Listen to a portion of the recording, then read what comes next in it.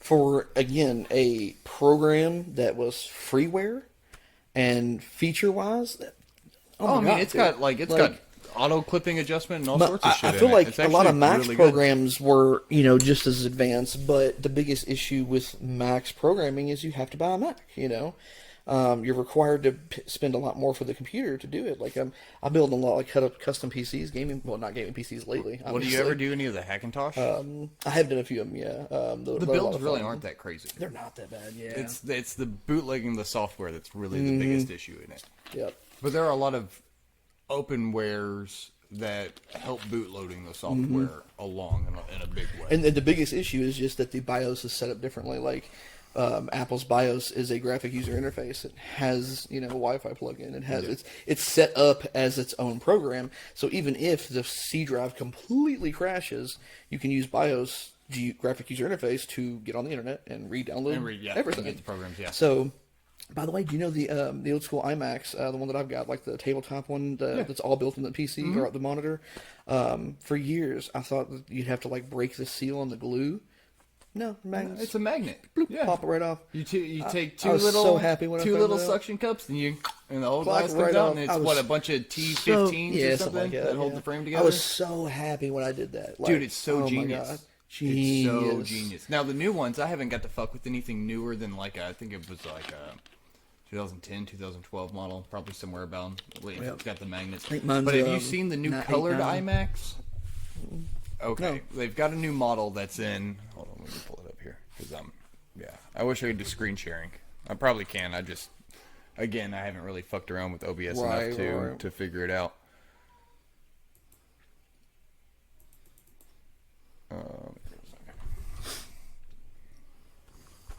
You remember the old Emacs from when we were in school? Yeah. Okay, so and how they were all those really pretty, the green and purple and red and all that.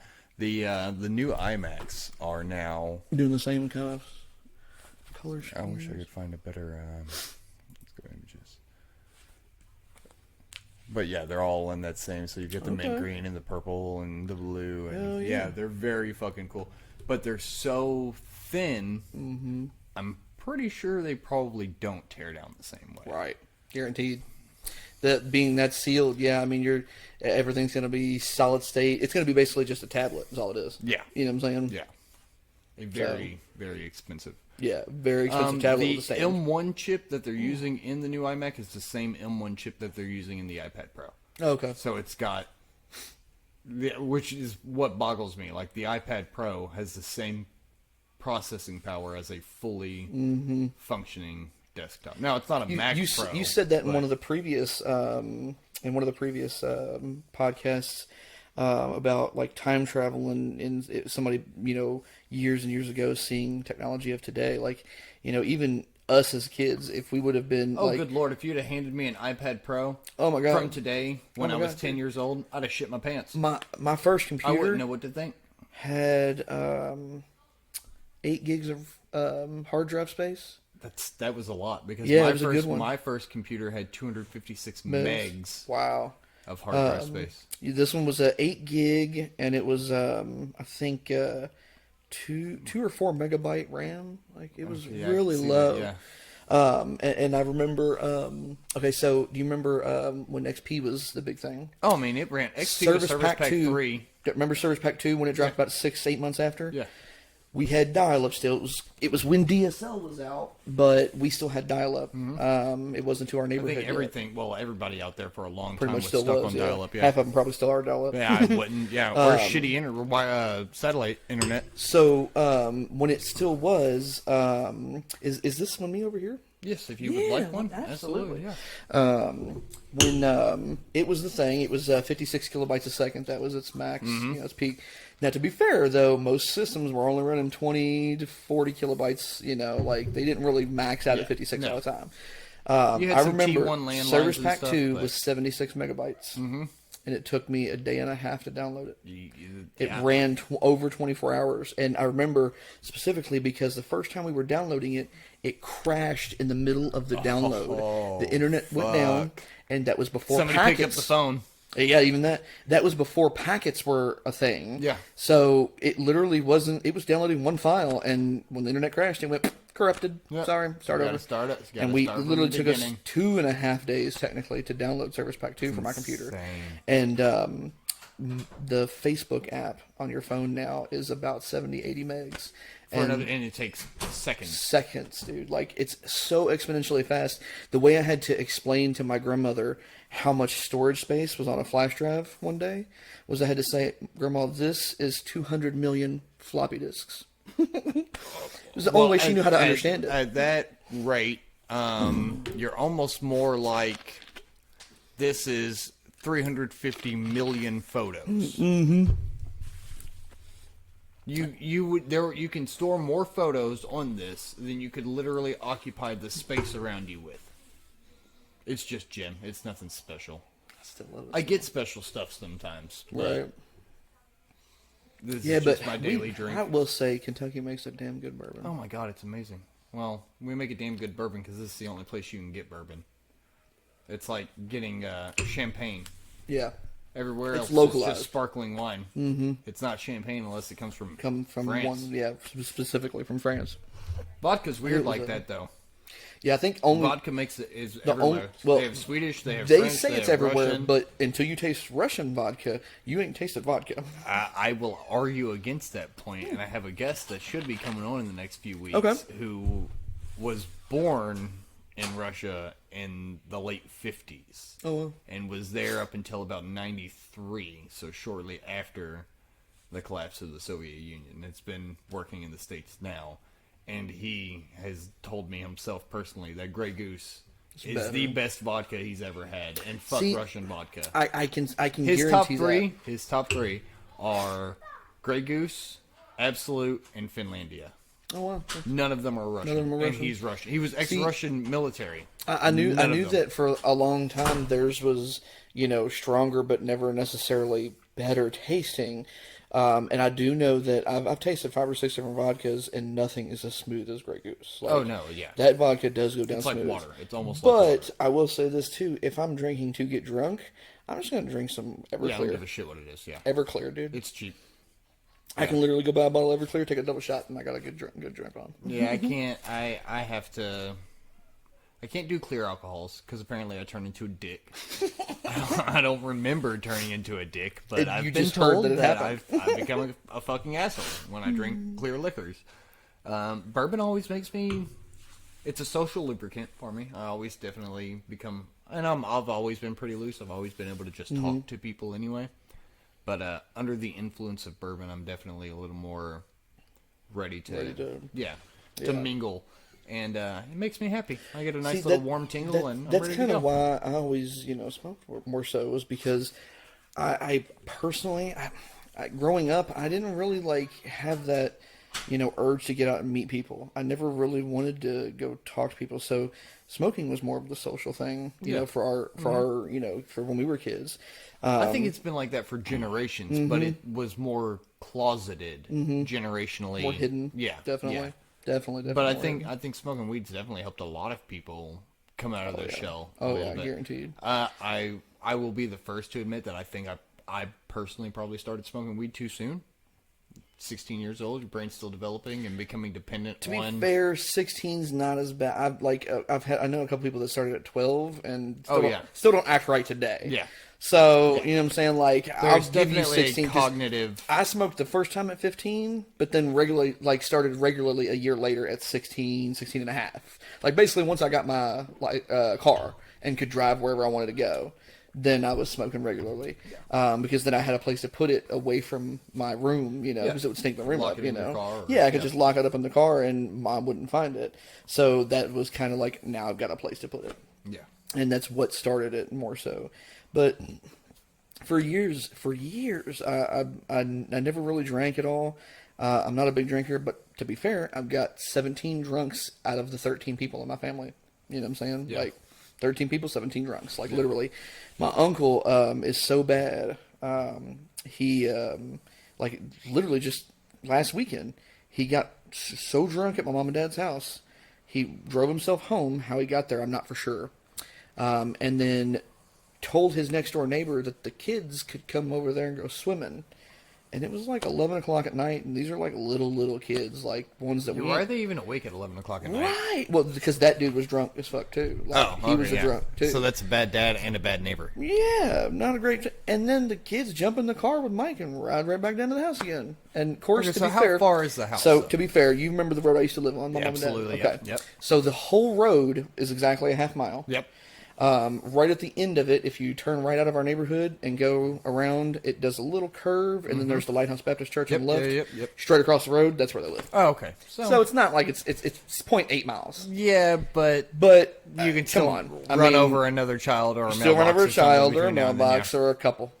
My Uncle Mike, he's been drinking and driving his whole life, so he's, what they would call functioning alcoholics. Functioning alcoholics scare the fuck out of me. Well, that's the thing. Like, some people can not focus on the drunk when they're driving, and just focus on that, concept. Because driving is not very much you got to really do. You know what I'm saying? Whereas walking around, you have to balance yourself. I guess driving, you say that there's not. You can sit perfectly still when you drive. Yeah, and driving down a neighborhood at 11:30 at night and 15, 20 miles he probably an does hour. 10 the whole Maybe, way. yeah, just off the foot resting off the accelerator. But being drunk and driving at 85 miles an hour down the interstate is a whole different fucking thing. But like, I have drove shit. drunk to a point, but I didn't drive far. I just drove like same thing. I drove a couple of miles because where we were at, my car couldn't stay there.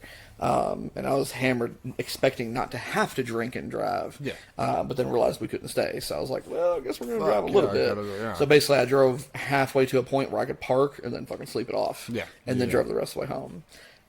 But I mean, I can focus enough to get past it and then go. But to be fair, I also don't get hammered like some people get. I've watched. I don't like being that fucked up. I don't either. I don't like being that intoxicated of anything. Yeah. I love drugs. I've always loved drugs. Yeah. I'm very happy. But I using drugs. like when I'm in control while I'm on whatever substance. Uppers, I didn't use until much later in life.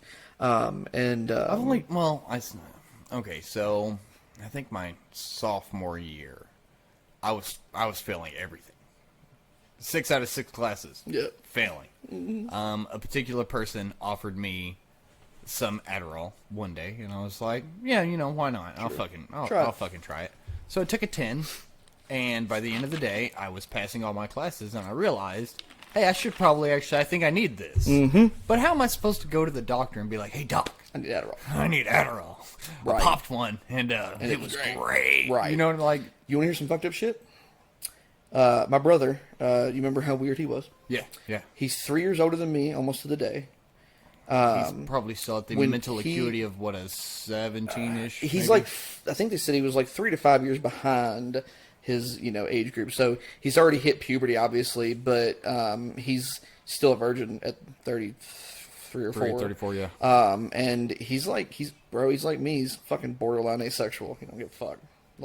Just don't even have the urge. Like me, though, I got it out of me at 16. Me and Brittany was meeting before school every fucking day. You know, so I got that shit out of me at a young age, and I was never, big manly man. You know, John actually had to take fake testosterone to help him. Fake testosterone or fake just testosterone supplements? It was a cream that was a fake testosterone, and he literally would rub. It was so rubbing your shoulders. It's actual testosterone. So it's a synthetic testosterone. Yeah, basically. but your body basically just jumpstarts your body to start advancing.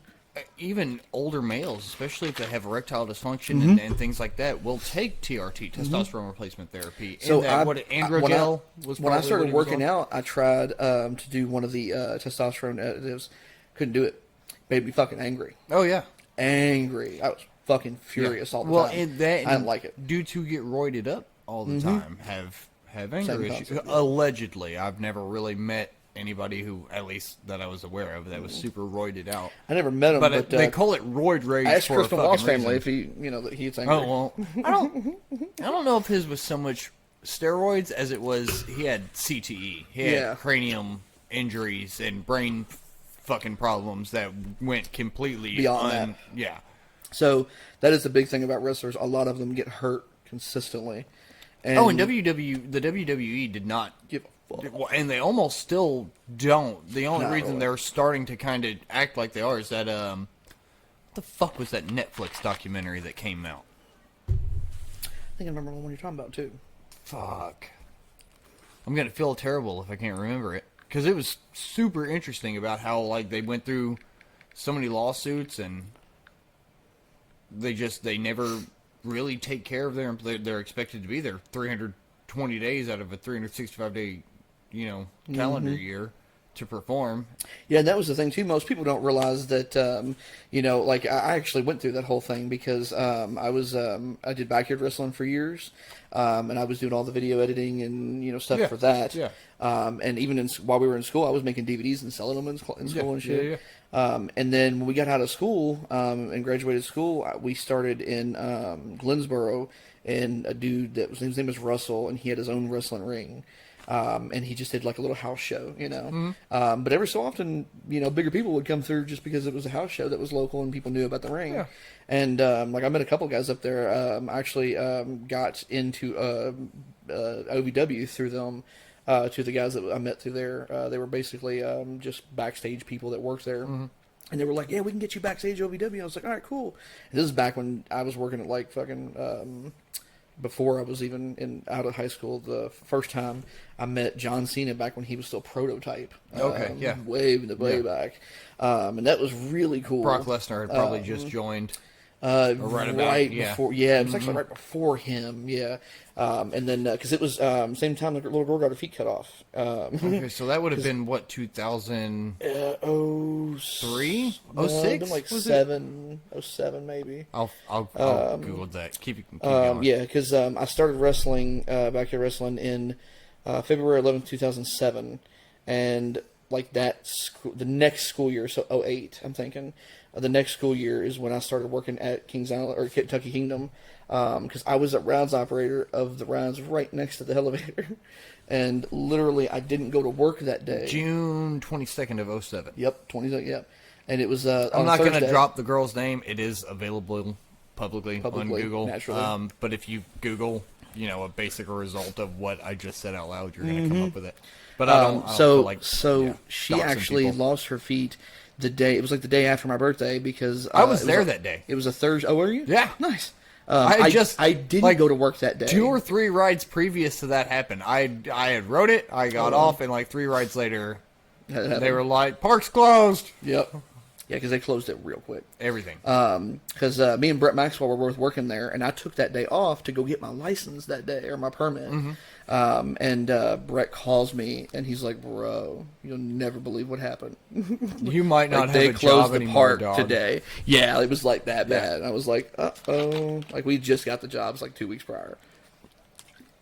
So funny. I just come out of training. Were you ride op or? Yeah, I was ride operators back when 16-year-olds could still do that legally. Yeah. I did. Well, you're just expected to push a couple buttons. You're not really not fucking like big, why they think that this ride operator was supposed to know that cable was going to snap. Like and fucking not only butcher that, but those cord, machines with that owner, they were not maintained like they should have been. Dolly Parton owns that shit now. Oh no shit. Yeah, the Dolly Parton group bought that and something else recently. But yeah, so She's gonna be the next Disney, I guess. I don't know. Dollywood makes a fucking killing, dude. So if she's they're getting big. If she's willing to dump that kind of money into this place and revamp it and get it going, that was the big down. issue, was that it needed like 7 rides ripped out and rebuilt or replaced. The biggest one was one of the ones I rode or drove or directed, whatever. It was called Rainbow. Remember that one? Yeah. Big flat panel, and it would just literally go up in the air like this. That's all I did. That broke down like 7 times a day. Oh, it still breaks down regularly. Yeah, it's still there? Holy shit. Chang is not there anymore, I heard which that one was got pulled. Incredible. That was that was the best roller coaster they had. And then it was called T2. I think they've renamed it. Yeah, it turned from T2, then it went to Batman at one point. I think it was Batman initially, and then it went to T2. No, you're right, it did. It was, yeah. Because it had like the penguin theme and shit to the building that was further off to the... Yep, yeah. I remember that. Yeah, none of that's there anymore. It's very weird. The kids get season passes, so we've been a couple times. So, yeah, if you remember that area on the back side, when you were walking past Chang to get to the entrance to like T2 or Batman, whatever. The Just far entrance past to that, the pool. yeah, and the far everything, entrance. So just past all that was Blizzard River, I think it was. Remember that? Yeah. So if you remember, Which in was between the Blizzard Penguin River and ride. there was a big fence that was always gated over, but behind that fence was the building over the like probably 100 yards across, and that was the building they filmed OVW in. Oh, okay. Yeah, and so what they would do is whenever weather was permitting, the OVW wrestlers would come into, remember the big stage they had up front? Yeah. They would do the wrestling show up on that stage and let all the kids up there, and you know, all the people could stand out and watch the show really close. So that was always really cool. And that was the first time I met a couple of the wrestlers, because I just was like, I had my Six Flags clothes on. I just walked right through that motherfucker, act like I owned the place. Yeah. You know what I'm saying? They were like, oh, he works there. Yeah. Nobody questioned me. No? Nobody questioned me. He's got to be doing something. Yep, he's doing something. And I literally walked around and talked to a couple wrestlers and, you know, met a couple people.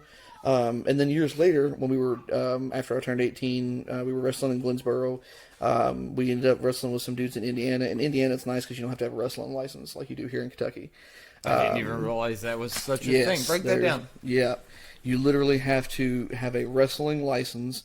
And it's here in Kentucky, it's like $20 a year or something like that. You know, not a huge deal, but you know, $20 a year. But the thing is, you have to tell who you're training with when you first get your license, and they will back check that essentially. Because you know, they want to make sure you're actually being trained by somebody, not just saying I want my license and go out here today. In WWE, if you've got a contract with them, there's people that do that stuff for them. Like, you don't ever worry about it, you know. Because they have to have a license for, it's like a third of the states, you know. But the rest of them don't have a boxing gaming commission, so there is no licensing. When we were wrestling in Glensboro, I met some dudes from Indiana. We went up there and did some wrestling matches, but they were crazy guys. There was guys that was like putting barbed wire on the ropes. Oh shit! And don't get me wrong, barbed wire on the ropes is cool, but you go through with clippers and you clip all the barbs off. Yeah. And then no matter what, it doesn't cut you. Yeah. Like, It just, might you poke you a can't little tell bit. from 30 feet away. Yeah. People can't see that. It'll poke you a little bit. It'll poke you a little bit, but it might leave a couple of scratches, but it's not it gonna scratches fuck a little you bit, up. but it won't gash you open. Yeah. We wrestled a couple matches with them and a couple back and forth. And then that's when I actually I met the Dudley Boys at one of the shows in Indiana. And I was working security up there, and I was like, "Hey, do y'all mind just throwing me through a table real quick?" Like, I mean, just, you know, like, Yeah. I grew up watching you guys, and they were like, "Well, hold on." They asked the dudes, like, "We have any table?" And they were like, "Yeah." And they had a table, and I was like, "I'll pay for it. Like, I'll pay for it to get 3D through the table." $35. I'll buy Yes, it. I was like, absolutely, I will happily do that. And they were like, "No, you're good. We got you." But they had to be prepped, basically. The tables, they have like this little thick rubbering coating that goes around them, and you have to cut that. Otherwise, actually, if you don't cut score that, they'll break. They score the bottom of the table too, so Usually, it breaks yeah. as well, yeah. But usually they'll break with no problem. But those bands are so thick, like it's like a rubbery composite. It If you almost don't do burns it, you. it'll snap your head up. Oh, Like okay. you'll know. Yeah. So that's what we do is we just cut them really good, you know, on the middles of the table before you put them out. And that way they would snap easily. And basically I just was working the security, walking around the ring. Later in the show, they were the special guests that showed up, you know. And they ended up coming out and they beat the shit out of the two guys that was wrestling.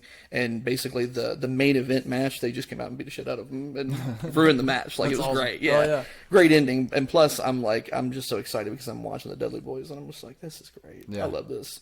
Oh, So I get to get 3D through the table because I was the one that told them, all right, y'all got to go. Y'all got to get out of the ring. And they were like, No. it was great. I remember the It's moment. cool that they changed the script a little bit on the fly like that too for something so. I remember the moment when I was in the ring when I was like, all right, y'all got to go. And then the fans start booing. And I turn around. And I walked around the edge of the table. I'm like, all right, come on, stop. And then I'm standing there. I'm realizing that where I'm standing, I feel Bubba bend down. Like, I can tell he's standing behind me ready for it. And I'm like, this is going to be the greatest thing ever. Like a little kid in a candy store. That's awesome. Yeah, I've met a bunch of wrestlers, but I never got to wrestle anybody that was well known or anything, but that was probably my peak moment. That's a weird thing to really break into, from what I. I think like Rogan had the Undertaker on. Couple months back, and listening to his story, like he almost didn't make it at all. Yeah, no, and then Vince McMahon was like, "Hey, I have an opening if you want." Gimmick and placement are a lot of the story. Well, a lot of people don't remember, but Kane, before Kane's character hit, he was a character like 8 months before that didn't have a mask on. Yeah, it was Dr. Isaac Yanko or something, some weird ass character. A fuck. Nobody gave a fuck about the character. Yeah, nobody. It didn't strike nobody. And then they released him 6 months later with a new character that was the Undertaker's brother, and it fucking blew up. You know, so it's a little bit of right place, right time, and it is essentially a soap opera. When he's sitting there telling the story, he was like, "I went every day to this gym, or to wherever, and just sat there, waiting for somebody to say, come on and wrestle or whatever." He went for like over a year every day. And he was finally like, that was my last day. I was about to give up. And they called on me. Finally called him. Yeah. That's so cool. Fucking crazy. It kind of happened the same way with us. We it kind of in reverse. Me and Stuart were driving one day to go pick up a big like stove, like the wood burn stove, heat stove. Yeah, God, man. And big ass cast iron. Yeah, the big cast 2-inch glass. So we went to go pick one up from somebody out in I can't remember where, but we drove through Glennsboro to get there, and we saw a sign that said "Wrestling here Sunday nights," and we're like, "What the fuck?" It's just like a little barn, It didn't even look like nothing.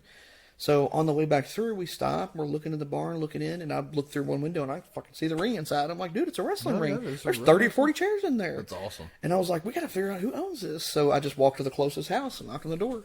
And Russell is the guy that answered. He's like, yeah, I own the bar. And I was like, oh, my God, that's so cool. Like, when's the show? Can I come see it? I want to watch, Yeah. And he's like, yeah, we do it every Sunday. Come on, I'll take you out there and let you see the ring. And I was like, oh, my God. Giddy. First time I'd ever been in a wrestling ring, dude. That was like, I was giddy, because wrestling on the ground, it hurts, Even on a trampoline, man. Like, well, if somebody, the trampoline has some give, if you fall the wrong way naturally. Yeah. But, we got to the point where, when we were 14, 15, we were doing trampoline stuff. Yeah. And then, we would start on the trampoline, hit somebody off the trampoline, and get off and fall on the ground the whole time, Yeah. And then we started putting, we were jumping off the monkey bars of swing sets onto the trampoline and then moving and then jumping off the trampoline. We put, 2 little mattresses down, and then, plywood, and then, the best stuff to use is the metal siding, because it's, it bubbly, bends, it gives, and it gives. It's got a nice sound when you every time you hit it. Yeah. And it doesn't, it stings. A little, but it's not bad. Really gonna hurt the mattress gave enough give that it felt like a ring. Yeah, that aluminum siding. So is really that's good all we would use, except for the ground, and that. Yeah. And we did that. And the fucking 4-foot fluorescent bulbs. Oh my God, the fluorescents. Yep. And the funny thing is now I recycle hundreds of these, a month. And back then I was like, man, I wish we could get some. I wish we could get some of these fucking things. I literally see so many of these now. It's unreal how many there are. But yeah, I was. It's a good utility. It's always fun to see somebody pull something random out like that. I haven't watched wrestling in a long time like I used to. But well, to be fair, man, when they changed the rating, it went downhill. A lot of people said that the WWF Attitude Era was the best era ever, and I agree. Because there was the most gimmicks and the most. That early WWE era, that first 4 years after, especially when WCW was going, they were fighting back and forth. Yeah. Dude, the storylines, the rivalries. When Raw first came out, that was a great era. It was awesome. And the Attitude Era was the era. The Hardy Boys. Oh my God. Oh my God. Yeah. I actually met Matt. That's one of the people I met. Yeah. Just something about that era in wrestling was, and Rey Mysterio. I know Rey still fights every now and again, but I met Rey too. When he first broke out, oh man, he's tiny, dude. He's like what 5'2"? 2, I think. Yeah. When I walked past him, I shook his hand. I was like, "What's up, Rey?" I stuck my hand out, and then I realized my hand was at his face. I was like, "Oh, my bad. Here you go. What's up, brother?" I was thinking, I'm not a big guy. I'm like, well, he shares a 5'11". birthday with my sister. Apparently, Oh, yeah. He was born in '74. Yeah, dude. 74. Yeah, He's that. I did not realize that. Yeah, 5'6". He's 5'6". 5'6". Okay, that sounds more realistic. I promise you, he didn't look 5'6". No, he does not. He's probably 5'6" But with when you have wrestling him boots. also in the cage or in the the ring, yeah. and you have him standing next to the Undertaker, who is 6'3", 6 foot. I think Undertaker's 6'7". Is he that tall? I think he's like 6'6", 6'7". Yeah, we're gonna have to Google this one again. I think he was 6'7" because I was like 13 foot tall or 13 years old, as tall as I got. And 6'10". Oh, 6'10". Okay. Okay, 10. so you see 5'6" Rey Mysterio next to 6'10". When I shook the Undertaker's hand, and I was 5'9", 5'10", I went, wow. yeah. To meet you. He's how's the air up there? That was at the.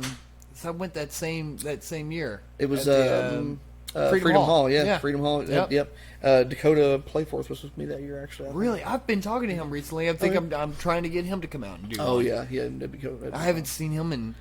Dude, the last time we've spoken a handful of times, but the last time I saw him, it's got to be like 10 or 12 years ago. I was waiting tables at Old Chicago. Oh, no. And he came in with, I believe they're still together. Amy?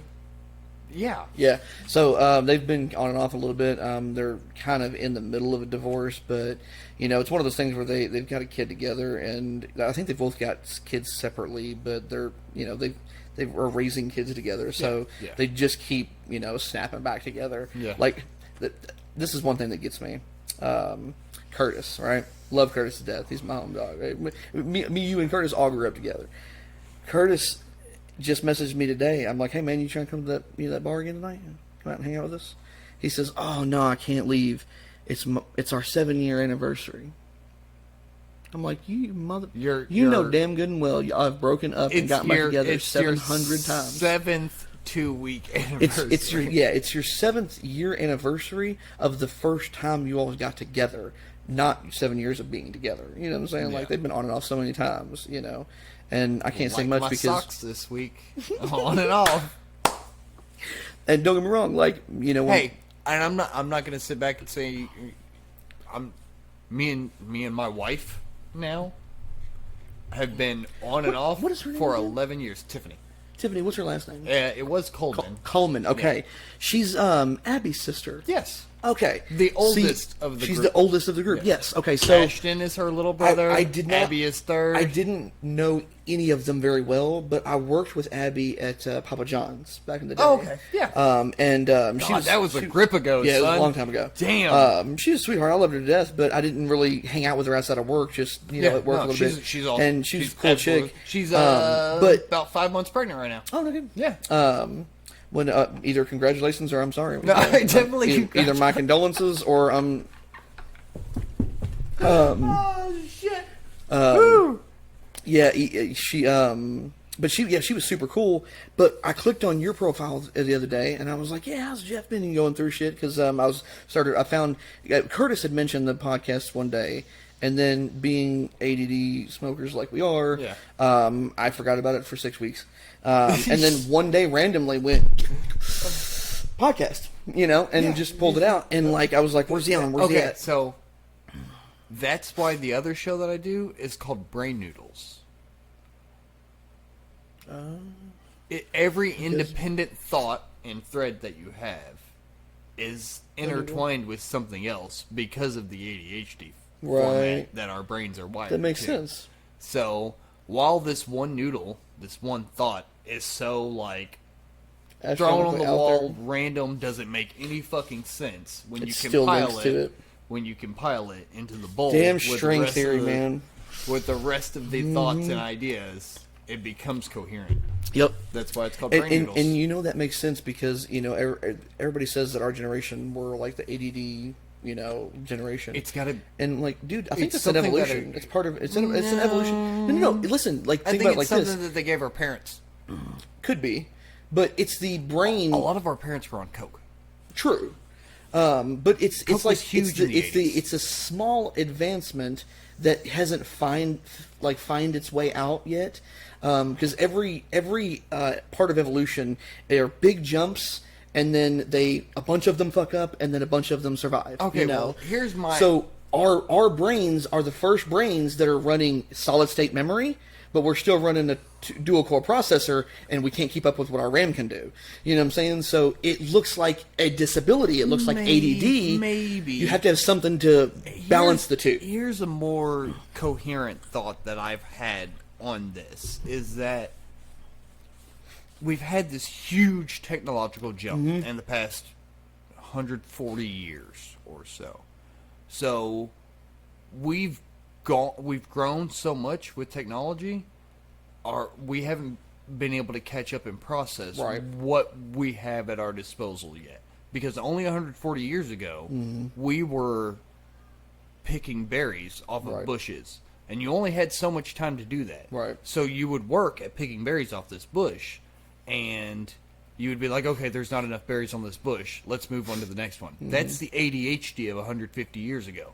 But it's primal. It's to get you to be productive. You're not doing enough with your time. So us sitting in some bullshit history class learning about something that happened 350 fucking years ago during the goddamn Revolutionary War, we're not being productive. We're not doing anything to promote our own survival. It's not ADHD. It's why am I sitting here instead of collecting a fucking deer to feed my family? To feed the family, yeah. Why am I sitting here learning some fucking bullshit foreign language that died 800 years ago instead of fishing and providing that's where I think ADHD comes from.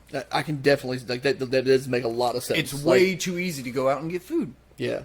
Our brains don't have any other time we work some menial bullshit job.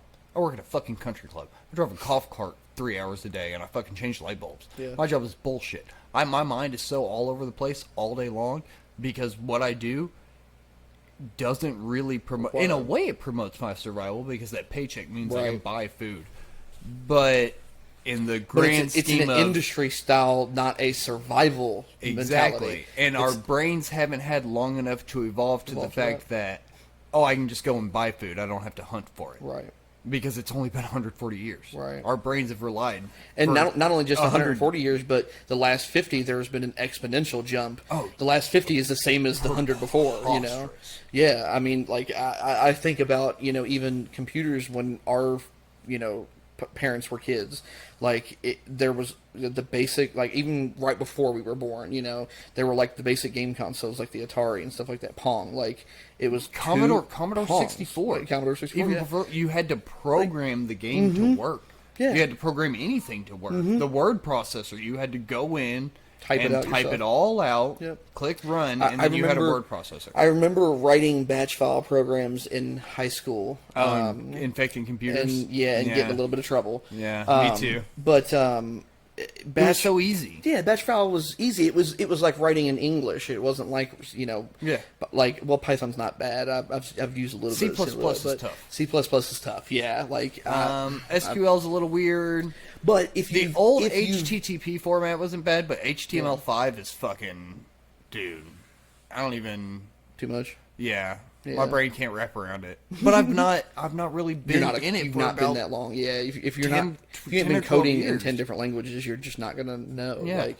Like, same concept of when like my ex-girlfriend Jenny, when she looked at a computer that was BIOS that was pre-operating system. Oh, I love running shit through DOS. She literally was like, what do I click on? I'm like, there's no mouse. There's no, yeah. What are you talking about, Windows 3 was like the perfection of DOS before 95 introduced the graphical user interface. People don't remember, and like, except for ones that used it, like us, like our age group was the one. They don't realize that a GUI is actually very recent. Like like that's a newer technology. Like that's not been around forever. Well, and I say newer in the sense of even the 20-year gap. 25 years, yeah. GUI's been 1995. What year is it? 2021. Yeah, damn close. It's 95. And I mean, how long were computers out before then? 26 years. 20, yeah. GUI for Windows has been out for 26 fucking years. That's it. So, not incredibly long. You know, I mean, especially when you look at how it's weird how old the entire universe is versus. So you don't have kids though, right? No, thank God. So well, thank me, but you know, whatever. Desmond, my youngest, 6 years old, right? I remember that. You can give him a phone or the computer that we're running this on, and he almost instinctively knows how to operate it. Mm-hmm. Wasn't really shown, maybe watched a few times somebody else do it, but for some reason... That's the way I was, dude. But you see the word start on the desktop, and you know, okay, well, that's the place to start. Mm-hmm. Like, you know, so the whole advent of it, and the calling it a desktop is what really fucked everyone up. Because the initial, I don't know, I'm pretty sure it was Apple, but when they had introduced their initial desktop, it looked like a desktop. Like a desktop. And they had the little file folder that was files and you know what I mean? But it was so easy to find what you were looking for and do what you were doing that even a 6-year-old with a much more complex GUI today can still figure it out. Still figure it out, right. It's so simple, but so sophisticated simultaneously. And you know, it's right the way you say that. Like, that's very true because there are people that have been using their smartphones for years. Like, perfect example, iPhone. Yeah, the iPhone interface has changed a little bit, but it's been the same basic interface since the phone came out. It's just gotten the images have gotten a little bit more updated. But like they've implemented a lot of third-party, a lot of other stuff too. I stood in line for 36 hours. I hear and got the original. You've actually iPhone. got a My Files, like a file browser built in. You can get one now apparently without jailbreaking them. So at least there's that. I'll give them that. I'll give them that. But when I bought the original iPhone in 2007, there was a camera on it, but there was not a flash. Yep, no flash. Yep. So when I think the second one didn't even have it, did it? The 3G did. Oh, the 3G one. Yeah, you're right. So when I traded it in and got my 3G, it had a flash on it. Well, the flash was only good for flashing during a camera until an app developer was like, what the fuck is wrong with you, Steve Jobs? Turn that into a flashlight. Yep. So he made a flashlight app that you could get through the App Store. Yep. It was free. He was making money off of ads. Yep. The very next year when the 3GS came out, guess what was part of the generic iOS graphical user? That program? The fucking flashlight. Makes sense. And it became synonymous. They probably bought it from him immediately. Oh, yeah. Somebody was sitting around a board table and was like, God damn it. Yep. That's where some of the best technologies come from. Magic tricks are the same way. Oh, yeah. There's only like 8 tricks out there. You know what I'm saying? Everything's a retelling of the same trick. But it's you how just show it it's how differently. You church it up. Yeah, you just church it up. You just show it a little bit differently, present it slightly differently, and it looks completely different. Or you use different objects or whatever. Now, some people have incredible sleight of hand. I watched Chris Ramsey. Oh, yeah. Dude. Chris Ramsey's pretty good. He's got some very good stuff. I don't watch his magic stuff as much as I watch his puzzle stuff. Dude, yeah. I love watching he's got so many puzzles. I've got a couple that are pretty good. But I got a little Chinese puzzle box. It's like 12, 13 moves. It's like a real puzzle box. I've got one that's really But the I have an Eisenhower lock or an Einstein lock. I mean, that's a little bit more. It's a little more difficult. I'll grab it during our first break, and you can try and solve it while we're going on this next round. Yeah, but, I used to love Rubik's Cube. Yeah, dude. Oh yeah, you were a fucking monster. I used to love all those kinds of puzzles, like anything that was. The cube is different. Once you learn that there's a pattern to it, it's almost not. There was basically, if you memorize the 26 booklet, moves or 32. It was basically like 12 different combinations you would learn that would move certain pieces without affecting anything else. And if you learned those 12 each combination might have had 10 or 12 steps in it. Yeah. But if you memorize the combination, just doing it a bunch of times, then you'd know how to do it. Well, I got to the point where I understood the cube, and I'd fix the first 2 layers without using anything. I only needed 2 of those combinations to fix the bottom. Yeah. Because by the time I get to the bottom layer, I'd fuck something else up on top. So I'd put in one of the combinations, one more of the combinations, and then one more, and then you're done. Yeah. Like, it got to the point where it was super easy. Have you seen that robot solve them? The one that spins it like yes, dude, I have. that is Making speed cubers look bad. Holy shit! Well, I mean, you can't really make. Yeah, technology is always going to be able to do something more efficiently and quicker than a human ever could. But people who are at their peak performance, who are able to do a speed cube at what, 12, 13 seconds? I can't believe 13 seconds. I still don't believe those. And to my core, this is the reason why. Unless the person that is speed cubing is also a mathematical genius, can look at the cube and extrapolate exactly what moves does the time need to do start? When they're looking? No, yes. So there's 2 pads on the ground. Yeah. They mix the cube up for you. You're allowed to grab the cube, There's look a at it for mixing 5 machine, seconds. Yeah, right? machines probably do it Yeah. now, but you're allowed to look at the cube for like 5 seconds, and then sit the cube down, put your fingers on it. Okay. And then you basically whenever you're ready, you just grab the cube. 5 seconds is long enough to figure out the combination? No. So this is the thing. What if you only need the first 10 moves of the combination, and as you're solving it, you're figuring out the rest? If you download, you could be technically doing that, because I have, even me doing it repeatedly, I would get to the point where I would know what moves I was going to do before I got there. Okay, so they just spent a hell of a lot more time than you. Acceptable, yes, true, it's possible, okay? But probable... Malcolm Gladwell, 10,000 hours. The reason I say that is because if you download the app that's the solver app... The Cube Solver, yeah. You can plug it in, and the app will think about it for a few seconds, and then do it. For you to think that fast and do that in your head, you'd have to be a genius. I mean, you'd have to be beyond genius, savant at that point.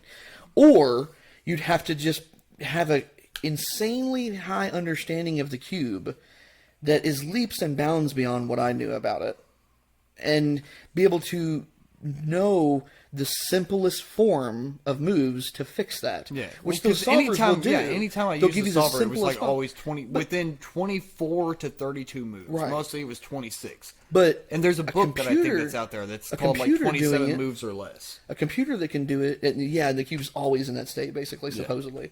So yes, if you knew every fucking variation of the cube that it could be in, you know what I'm saying? Well, with 7.6 billion people on the planet, there might be enough savants who could figure it under 13. Yeah, probably. I'm not arguing the case for them.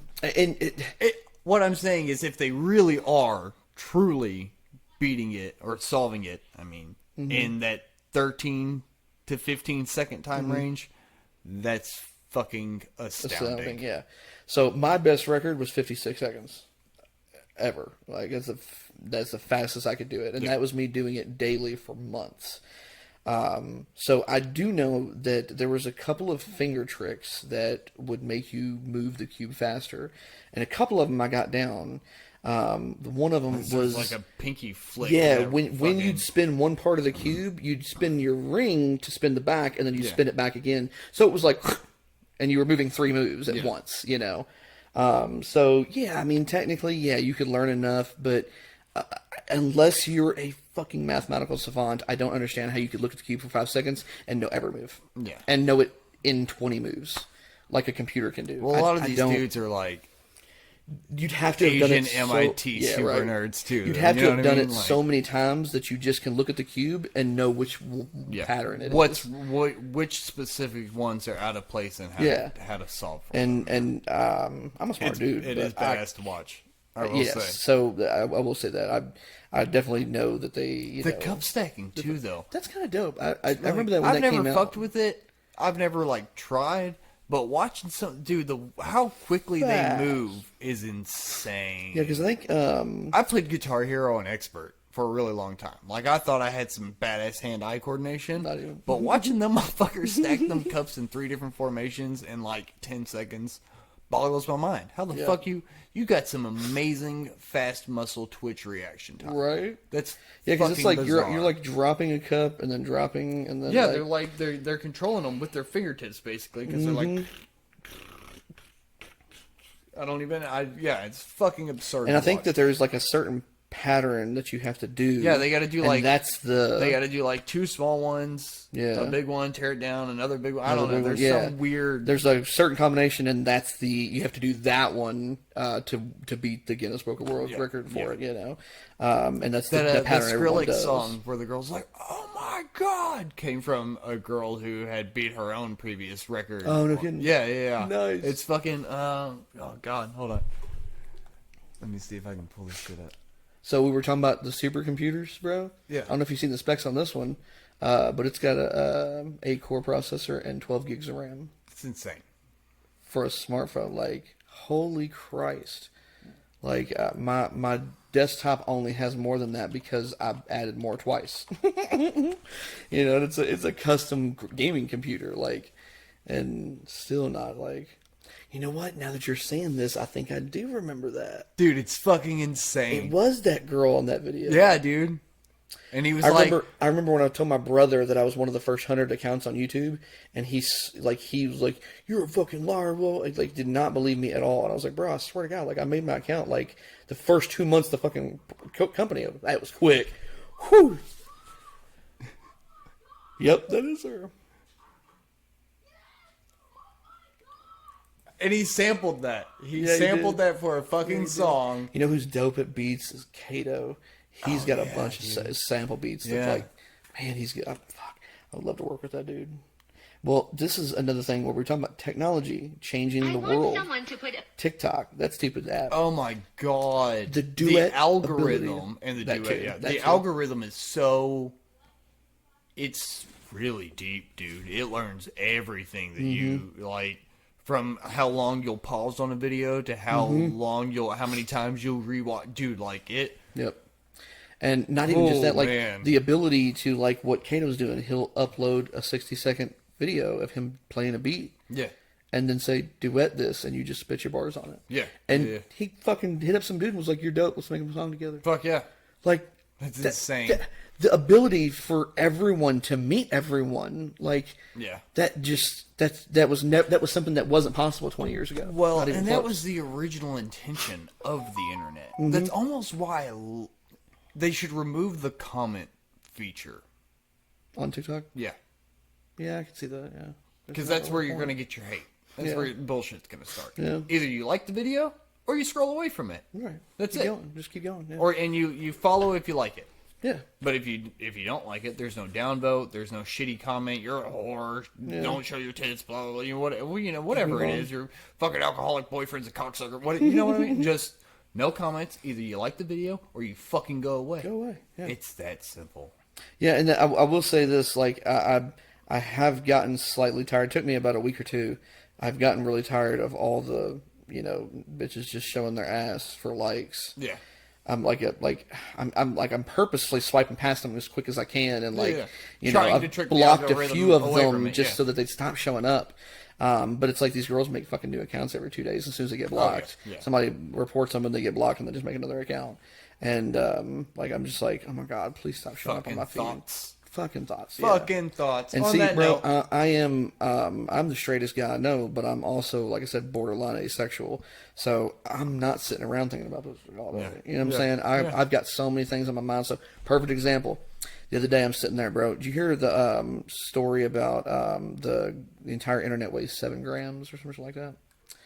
They basically calculated that the Earth, or the entire internet, all of the data on the internet, weighs a total of like 7.8 grams. All of the internet. How? Exactly what I said. How did we come to this conclusion? Because if you give me an equation, I'll accept it. You got to think about how many fucking millions of terabytes there are.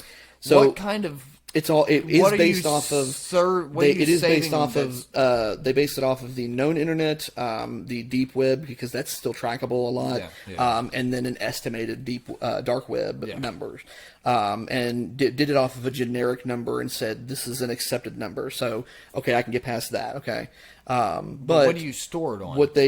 Just every bit of storage, all of it. Well, yeah, but I mean, like, if you were to put all that information onto a hard drive. Mm-hmm.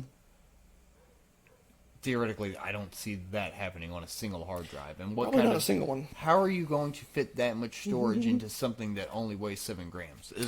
So the data itself, not the hard drive. You know what's you said 7 grams, right? Mm-hmm. The data itself. We're gonna come back to the. I have to take a piss. Oh yeah, you're good. Yeah. So we're gonna pause this. I'm gonna Google something while we're away, and we're gonna come back to that.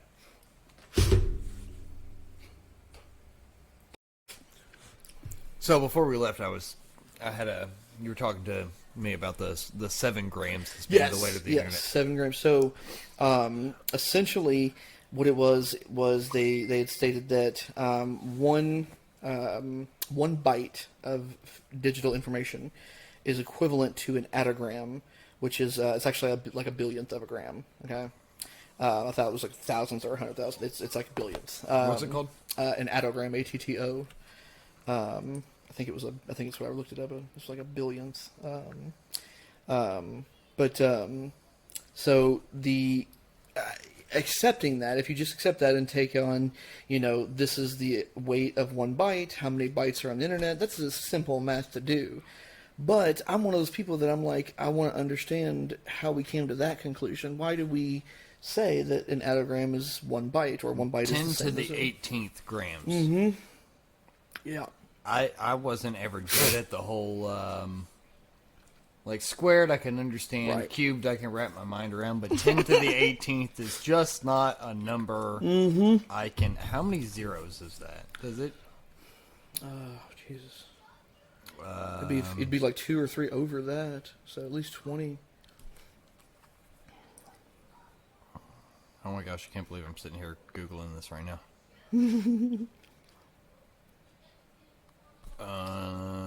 Oh, here we go.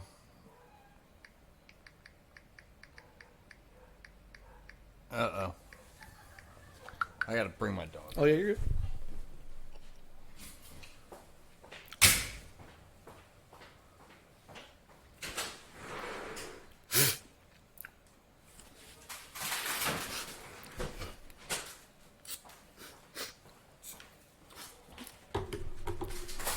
So basically, wrapping my head around, okay, I can accept, the math when I know that 1 byte is 1 attogram, but I'm the guy that's like, how did we find that out? Because that's a very, very small scale, and I'm not saying it's not possible, but I don't fucking know how to do that. Yeah. Well, until very recently, I'm not Stephen Hawking. We couldn't. We could only go down to like something that was like 50 nanometers across. That was like the smallest thing we could physically weigh. Yeah. And then 2 like under 30-year-old guys developed this sonic resonator that they could literally put near things as small as an attogram, which was, a 14th smaller than it was just recently. The smallest thing that we could weigh. It's exponentially smaller, and we're able to weigh it with exact weight. That's insane. So they were able to calculate that a byte actually weighs the same amount as an attogram. And I'm like, okay, I understand the technology to a point. I can accept it as, theory, law, whatever. Yeah. And while I'm doing this research, I'm learning about the sonic resonator and who these guys are that developed it. My mom texts me and says, why didn't John do this the other day? I said, I have no idea. Why don't you ask him? I just figured I'd ask you. You might know. Like, first of all, you're messaging me about somebody else. Like, I'm known and know what they're doing. Yeah. And secondly, I'm not his gatekeeper. That too, yeah. But secondly, like, is that all you got going through your mind? What other people are doing? Like, you know what I'm saying? Like, that's the most complex thought you've had today. Yeah. What's John doing? Like, and then you message the wrong person asking.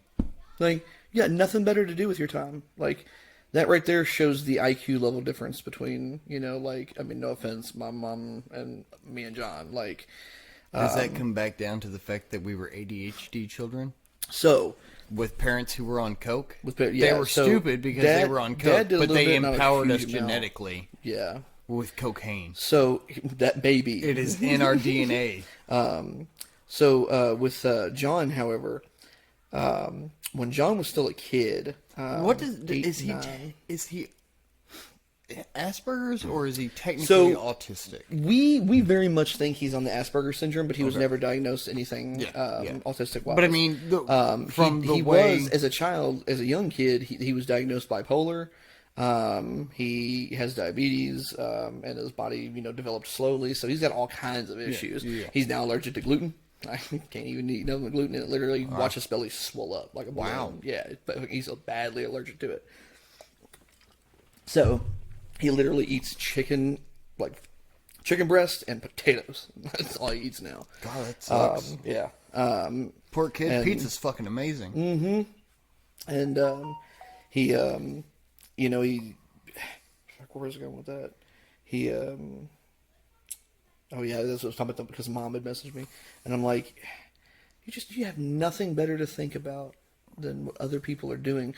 I'm sitting here doing research on this fucking sonic resonator particle, yeah, that's measuring nanoparticles in weight, something that I can't even perceive with my eyeballs.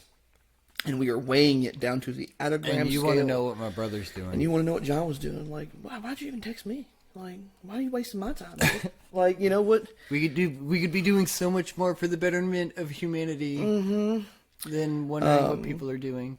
Yeah, there's, like you said, there's a lot of things we could be doing. Anyway, so you're a techie, nerdy guy like I am. Of course. Do you keep up with SpaceX at all? A little bit. I mean, not. Man, I really need somebody to like totally nerd out on some SpaceX shit with me. Who keeps up to date with it? What are they? What are they? I mean, are they working on something recently? So they're out at Boca Chica, Texas, out there, basically on the Gulf. It's a border town between Texas and Mexico. They're pretty much, I think it's like 3 or 4 miles from the launch facility as the border into Mexico. Early this morning or late yesterday evening, they stacked booster number 4, which of their Starship development, onto the launch table, and they're going to be. Hold on, let me see if I can pull this up. Because rockets in general are big, but this is legitimately the largest, most powerful rocket built in human history. Oh wow! So they're making NASA look bad, basically. Oh yeah. To be fair, though, with the amount of money that NASA gets, I mean, they share it with another company.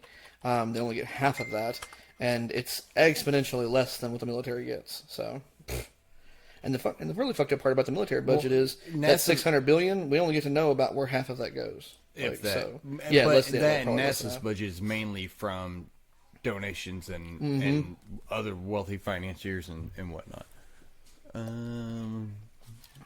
Give me a good photo of. Yeah, if I could control the budget, we'd be spending about a $200 billion off the grid, $200 billion less on defense. Yeah, like right off the top. Absolutely, strip it from 200. Another 100 to education, and then another 100 to fucking NASA and SpaceX, like futuristic technologies, stuff like that. Like, take it away from the military. Like, fuck them. So that's a rendering. This section right here, where my cursor is, is the booster. Okay, so the small violet front is the. This is the Starship right here, and it's got these flaps, so it kind of does like a vertical or horizontal skydive maneuver. And very last second, it actually fires 3 Raptor engines down here at the base of the Starship, and it does this flip and self-propulsive landing, which is fucking wicked. Dope. But the booster here is also supposed to come back and land like the Falcon 9 rockets do. Okay. So it's got the grid fins that are hanging out here. There's one here. There's one on either side, and there's another one. There's 4 total at different degrees. There are 30. I'm trying to see if more photos will land of this thing. Raptor engines on it, which are a full flow stage combustion engine. They're basically the first of their kind, actually. I mean, that's kind of an impressive photo. In and of itself, you can kind of see them there. But there's 30 fucking rocket engines on the bottom of this thing. Yeah. It's a lot. That's crazy. It's fucking obscene. It's 30 foot in diameter and almost 300 foot tall, fully stacked. It's huge. That's just the rocket, basically. Yeah, that's the booster, and then the top nose cone, the Starship area, will eventually have space for crew and cargo and whatnot. There's a good picture. Jesus. Yeah, and the engine itself's probably, I don't know, 8 or 9 foot tall. Yeah. I mean, you can almost see they're not quite head height with the bell, but you can see how tall these guys are standing on on the orbital launch platform, right, how big and how big the engine is. So you can almost put to scale. And there's one of them still bigger than a human. 30 of them motherfuckers. Dude, wow. I cannot wait to see this motherfucker fly. Mm-hmm. Didn't they actually launch it and do a test run with it? They've done a couple of the Starship launches, which is basically this thing right here. They've done low suborbital test flights up to 10 or 12 kilometers, which is, God, I don't want to say wrong, but I think it's like 15,000, 20,000 feet. Yeah, something like that. Right, yeah. And they've done the skydive maneuver, and they know how to flip on the engines and gibble them and kick it back over and get it to land the way they want it to and whatnot. But as far as testing the booster, they've only done some cryo test of it, and that's the orbital launch tower. It's the tallest thing in that area of Texas by any stretch of the for anywhere as you can see. But yeah, I'm very excited to see that thing fucking no kidding launch. What a hell of a time to be alive. Right. And then we've got other motherfuckers out there who are like, well, private, public, whatever. No, it's definitely it's not IPO. It's not IPO, exactly. It's 100% private funding from a bunch of really wealthy people, mainly Elon Musk. He's like, hey, I'm just going to start out. The Russians don't want to sell me a rocket. I'm just going to build my own. Yep. And this is what happens 22 years later. He's going to send motherfuckers to the moon and Mars on that thing. Yep. Yeah, no, if you get a decent enough telescope online, you can actually see the lander, the main piece of the lander. The Apollo 11. The Apollo 11 ship, yeah. LEM. Yeah. You have to, this has to be a certain time and certain point to see it, but you can, if you've got a good enough scope, you can see it literally. And I just thought that was really cool that, something that we couldn't even see near a couple years, I'll say a couple, but 50 years ago now, because that was 64 or something. So no, it would have been 69 was when we first landed. Yeah, okay. And then we went from 69 to 70. Yeah, then to 74. 74. That sounds right. Yeah, but I mean, from 69, that's basically 70. 2020. It's 50 years. You know what I'm saying? Yeah. So. 50 years ago, the technologies that were in those rockets were nowhere near what they are today. That's the only reason that I actually believe that we went, is that you can see it with a good enough telescope and lenses. You can literally see it there. But 15 years ago, had you asked me, 10 years ago, had you asked me, did we land on the... Fuck no. Everything else has become so much cheaper and easier to produce. Right. Televisions. If I wanted to buy a 1080p flat screen television 10 years ago, it would have cost me well over $1,000. Yep. The first one I bought was $800. You can go to Walmart and get a 50-inch fucking 4K television for like $300. Yep. Everything has become cheaper and easier to produce, except for space travel. Right. It's become infinitely more expensive, actually. Why? If technology is becoming better and better consistently and constantly, and we are adapting and evolving that quickly, why is space travel so much more expensive now than it was 70 years ago? I would say it probably red tape more than anything. And it sounds silly, but... The FAA does play a fucking... They've shut down a few launches of SpaceX. Perfect example, dude. All the lithium batteries, okay? 3 years ago, well, maybe just over 5 years ago, did you ever hear about lithium batteries catching fire?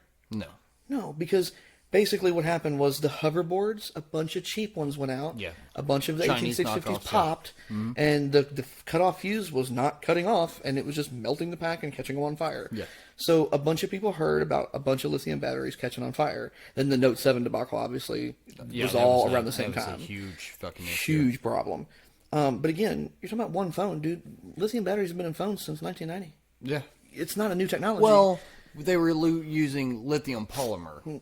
Well, that's what they're still using. I mean, the lithium polymer is what's it. Well, there's a difference between lithium ion and lithium ion and lipo. And then there's what, magnesium. But the lithium ions are what's always been in cell phones. Polymers I've never actually seen a polymer in a cell phone. Really? Yeah, it's always been. I know they're using them like drone batteries and RC car batteries and shit. Drones definitely because it's high torque. high torque, high amperage. Okay, Yeah. okay. The lipos can handle a consistent amp draw, no matter how big the battery is. Like you can take a battery that's 10 amp hour, pull 2 amps from it, or pull 25 amps from it. The lipo don't give a fuck. Yeah. It'll drain faster, but it don't care. A lithium ion, they're slow drain batteries. It's hot as fuck, they too, will when get you're hot trying and to they will process fucking that melt. much energy Like fast. they are not designed for that. Yeah. They're designed for low amps, milliamp draws, So not amp draws. when it comes to like a Tesla, for instance, because that is a shit ton of lithium-ion batteries made into a giant. I think they're pack. 26,650s or something like that. So used to be, I think they've made They their went up own into their battery own battery now. now. And It's like a stuff 30 with series now, I think. Yeah, but it's bigger. tabless, and that's the wifey. Oh, okay. But they're tabless and all that. Their new battery day. I Yeah. don't know if you watched any of that, but so that's still a lithium-ion battery. But you've got the launch control system on it in ludicrous mode, which is clearly wanting to pull a fuck ton of energy out of those batteries quickly. How does the car compensate for that? So Because you're giving 100% of power to those two motors. all lithium, the 100% of power is a skewed concept. You can't pull 100% of power from the car. It won't allow that. The absolute max you can pull from those batteries will be 60% of what they can handle. Okay, So well, the 100% of what it allows, yes. but when you put your foot to the mat, the way I imagine 100% of power is in a Yes. gas car. When you put your foot to the mat, it takes time to Right. spool up. It's gonna, it'll do it quickly, but it still has time to spool up. Tesla Whereas got with to. the Tesla, it's like, oh, you want to go? Let's go. No. There's no spool up to no it. spool It's up. just let's get It's the fuck instant out electric, of here. yeah. And it's all-wheel drive. Those rear tires on them are wide as fuck. It has amazing traction. It has amazing the traction newer, better control. ones have 4 motors, one in each tire. So, I mean, it's driving with 4 different motors. I mean, it's a... Well, yeah, it's 2 motors that work a transaxle. maybe it was a 4-wheel drive version that I saw. Yeah, but the it's a dual motor is what they call. The all-wheel drive is a dual motor. There's a motor in the front and a motor in the back. Back just drives the back, yeah. And then the single motors are all front-wheel drive variants of it. Makes sense. But yeah, those cars with those types of batteries, like your lithium batteries, 18650 specifically, that's the most common one we know. So there's an 18650 Laptops that you can get. Yeah, laptop batteries. That's what that is. If you go and you buy an 18650 off the shelf at my work and put it in your vape and turn the vape sig up to 220 watts, 250 watts, dead battery. Because there's a logic board on there. It's a circuit. It's got a cutoff. It only allows 15 amp output. Anything more shuts the battery off. All lithium batteries have a logic board on them because of those reasons. Well, because I have some chipped mods that run 220 watts, and they'll hit it. Oh yeah, they will, absolutely. But it's because you're using unregulated 18650s. There's an unregulated one, and then there's a regulated one. All the generic flashlight ones that you buy. No, the Sony's are the good ones, yeah. The VTC4s is what I use. And the I think those are VTC5s. unregulated. Yeah, VTC4. They should be regulated, right? I don't think they are. No? Oh, okay. Well, VTC4. Yeah. The VTC4s and the VTC5s are what those are the ones I always go for. Yep. Now that's an unregulated 18650. Okay. Yeah. That is an open cell 18650. So those batteries basically are just like a CD nickel cadmium rechargeable for drill packs back in the day. Yeah. The only difference is it's lithium. So with lithium batteries, we have to control everything because charge balancing is a thing. The voltage is higher naturally, so there's more room for error in each cell. Yeah. So the charge controllers have to be a logic board that's a computer that thinks. It can't just be a generic charging. It processes. It doesn't really think. Right. Okay. It's a basic. Regulates. So essentially, but some of them do think. The drone that I've got specifically, it has a CPU inside the battery. Okay. Yeah. DJI? DJI. Okay, yeah. Yeah. Dude, it is a 12-volt battery, but it's got 3 LiPo cells inside of it that all connect to a logic board, and then the CPU literally dictates where power goes. And that system, from what I remember reading about it, it actually will detect which battery is drawing less amperage, and it will draw more from others to keep them all simultaneously at the same levels.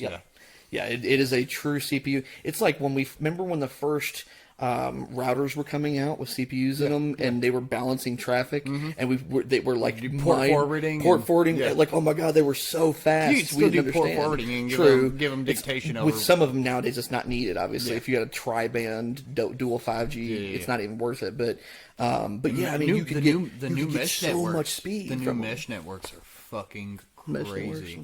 It's basically the same tri-band, but it's running the 2.4 and the 5G interlaced, basically. Okay. So you have the consistency of the 2.4, but the range of the 5G, or it's backwards. 2.4 is a wider range, 5G is a stronger signal, but you get both of them. Both of them at the same time. At the same time. It's kind of different. Most every Wi-Fi chip is dual channel now anyway, so everything can dual communicate regardless. Which, I mean, it was where everything was going. And now most of the phones are coming out with a Wi-Fi Bluetooth chip integrated. It's one chip now. So both wireless connections are one thing. Like, I remember when Bluetooth was announced, and people were like, oh, Wi-Fi is way faster. There's no point to have this.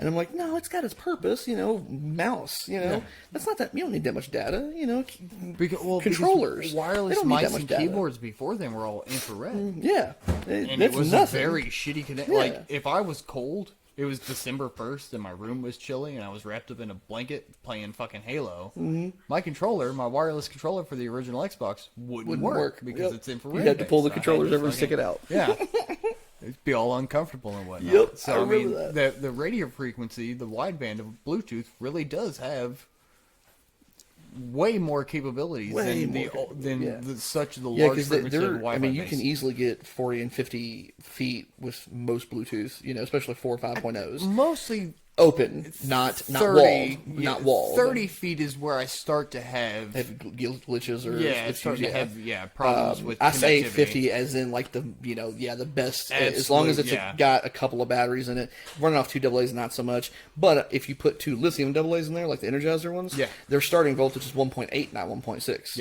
So that little extra power, it makes a difference. It does. It really does. The wavelength of the then what I'll do is literally if I'm in the living room playing my game, I'll pull the Xbox app up on my phone and just stream it to the phone and then walk into the bathroom and keep playing. Like set the phone down and just keep playing, Xbox. Like that's what the Switch amazed me with. Yes. Upon its initial release. It was just being able to be like, oh, I'm literally in the middle of slaying a dragon in Skyrim right now. Oh yeah, and I have to take a shit. I forgot that was on Switch. Oh dude, it's so much fun on the Switch. And then you have the fucking controls with the little the VR Joy-Cons. port was not that great. The VR port was actually it was bad. That doesn't surprise me. They just didn't put enough work into it. They're redoing the Resident Evil 4 in VR, and that's what I want. Do you remember when that game came out? Yeah. It doesn't need a VR port. It really doesn't. It needs Elder Scrolls 6. Yeah, no shit. That's what we need. We need a new Elder Scrolls. I don't want fucking Skyrim for the 5th generation console. People have ran... What were they running? GTA is the same way, re-releasing the same thing over and over. You know how people were running Doom on calculators and shit? In about 2 more years, people are going to be running Skyrim on fucking calculators and shit. Like...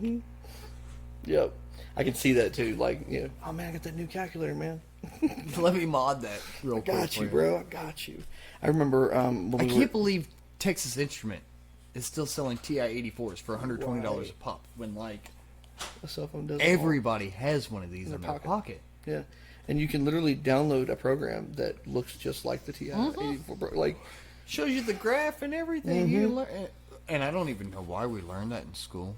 I don't either. There's so many useless things we actually learn. I feel like schools should teach a lot more, like, real life. Show me how to build my credit. Show me how to properly file my taxes. Yeah. That was stuff like we never learned. Like, show me how to change my oil and fix my brakes. Like, show me some useful shit. Instead of, rubber band cars. Fuck about Pythagorean's theorem. Yeah. Now, if I'm going to be an engineer, if I decide once I get out of high school that I want to go and learn about Pythagorean's theorem, different. I'll fucking go and learn about Pythagorean's theorem. Right. What are you doing, dude? I'm hungry. You're hungry? Where'd Mom go? I think they walked back outside. You don't know. Hey, come here. Right here. Tell the world what we think about the Packers. Packers stink. No. I don't want people to be around. So There's no people around. Brandon's cool. You can say it. I'm like John Cena. You can't see me. Oh. Packers suck. But I can still see you. I mean, Close your eyes. Works better. See? Yeah, you can't see him. Go on, go play. When Mommy gets in here, we'll make some dinner, okay? I'm so hungry. You know, I ate food once. Swear, true story. Hey, man. Go on. Bruh. You're interrupting my podcast. Kids in Ethiopia. Kids in Ethiopia. Sam Kennison over here. Take it. Move to where the food is! That is such a great bit. I'll be back. What's happening around you, Brandon? Like, believe me, bro. If I was making the money going missing, you'd never know it was missing. No, you wouldn't even realize it was gone. No. Bro, I found an exploit. Like, I don't write programs on a daily, but I know how programs are written. You know, I know the basis of coding. Yeah. So when I see something in the system, I'm like, wonder if that can be exploited. Sometimes I play with it. The other day, I literally was able to take a ticket where somebody put money on it and paid the ticket. I was able to duplicate the ticket and then return one to store credit, release one completely, and then take that money that was in store credit and buy an item in the store and sell it out and take the item by duplicating a ticket of money. And it looked like both tickets were sold out. But you didn't do that, right? No. Basically, I realized what had happened. You could, but you didn't. I realized what had happened, and I was like, the ticket's released over here. And I went back into the other version, and I was like, why is there still money on this ticket? So I hit return to store credit, and I was like, oh shit. Yeah. So I immediately called up the tech support, and I was like, guys, You gotta fix this. I got a back door, yeah. bro. This is not good. This is not, I'm like, because, I mean, I'm not saying everybody's, untrustworthy, but, the ability to be untrustworthy breeds untrustworthiness, Yeah. And being that easy to exploit, Yeah. I mean, if something's that easy, somebody else is going to find it. And it was a glitch in between the two programs we use. One of them we build the repair ticket in, and then we send it to the next ticket, to the next program. So you can open the ticket in one program, send it over, and it glitches it and duplicates it. That's if the weird. payment's already on there, you've got two payments. Yeah. I'm like, what the fuck? Wow. So yeah, I called up my tech support and I was like, guys, This is where all your missing inventory is. because I have a feeling I'm not the first one to find that. You know what I'm saying? Because you probably stumbled across it, kind of. Basically by accident, yeah. Because what I did was I had opened the ticket and took the payment, and then I didn't close the ticket out. I left it open, went into the other program to send it through the rest of the way, and that's what duplicated it. And I was like, oh crap. So yeah, as soon as I returned the second one to store credit, and then it literally showed one ticket release with a debit card payment of $300 because it was like a $300 order, and then I went into to make a new ticket, I just scanned whatever was on the counter, and then hit store credit to see what was in the store credit, and fucking $300 and was in the store credit. I was like, oh my god. I was like, so what we need to do first is delete this store credit. That has to be deleted because that should not be there. Yeah.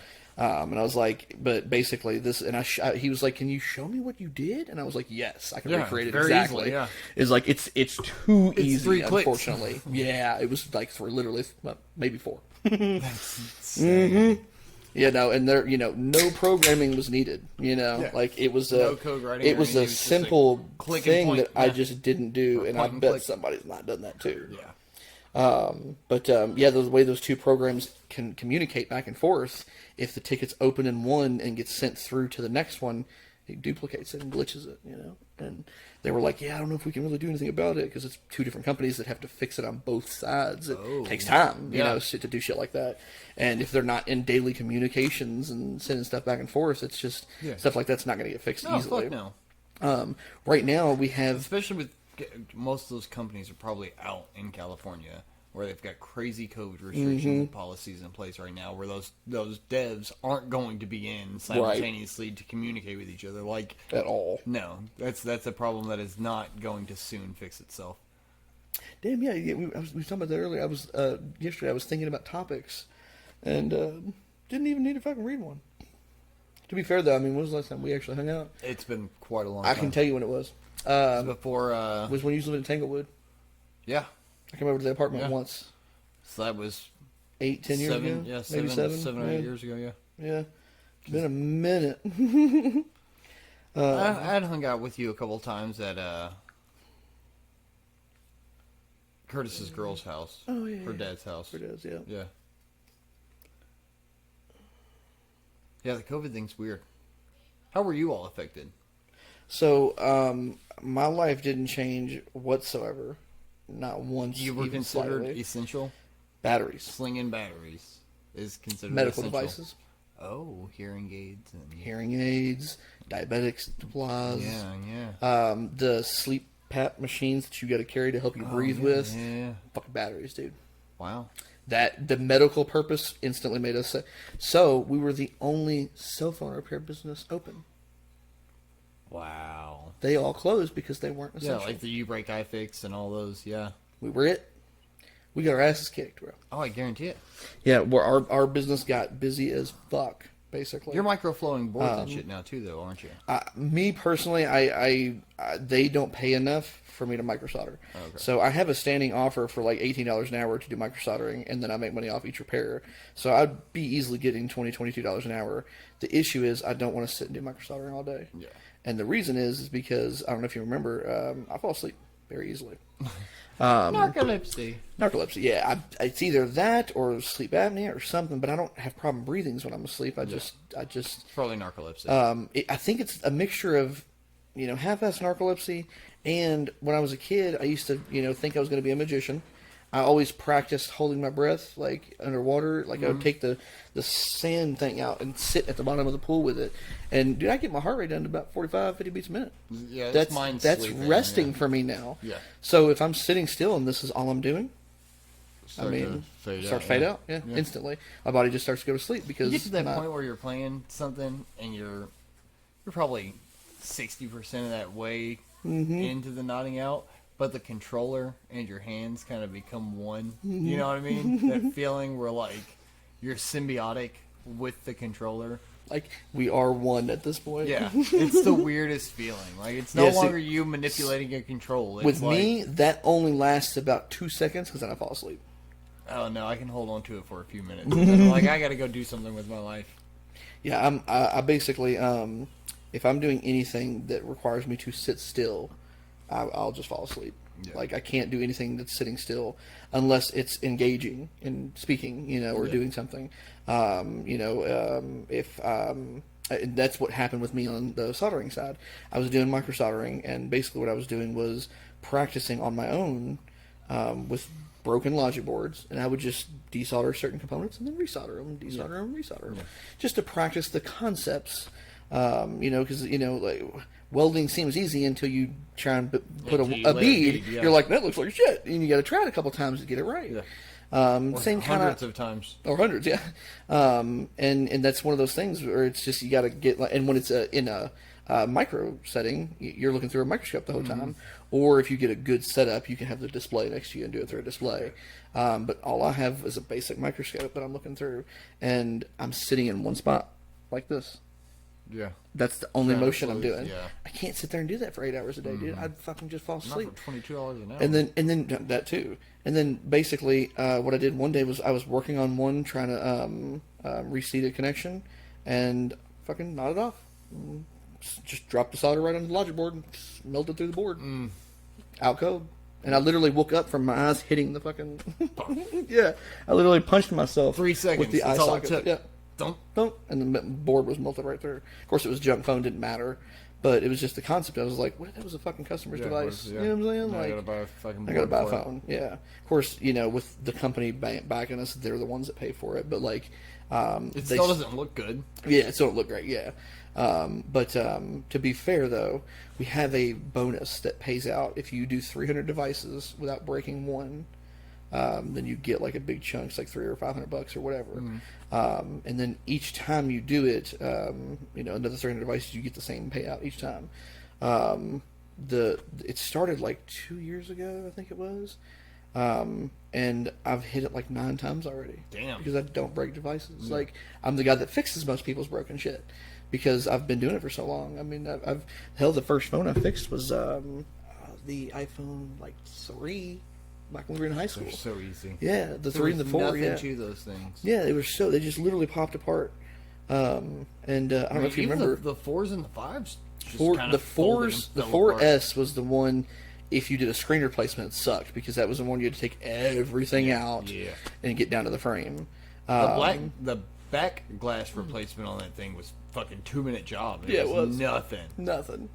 And what I did was Dalton Goodlet. He got his replaced through me through school, and I was like, "Bro, I found an orange screen and back glass for the 4S." Damn. He was like, "For real?" I was like, "Yeah." I was like, "You want it?" He was like, "Fuck yeah!" So we changed his phone to orange. Yeah. Bro, it looked dope. Like it was like it was probably one of those bright orange, knockoff, but it was like it was a generic knockoff. But but it was. I mean, it looked legit. Like it. You know, Apple logo and everything on the Apple logo was not silvered out like the originals.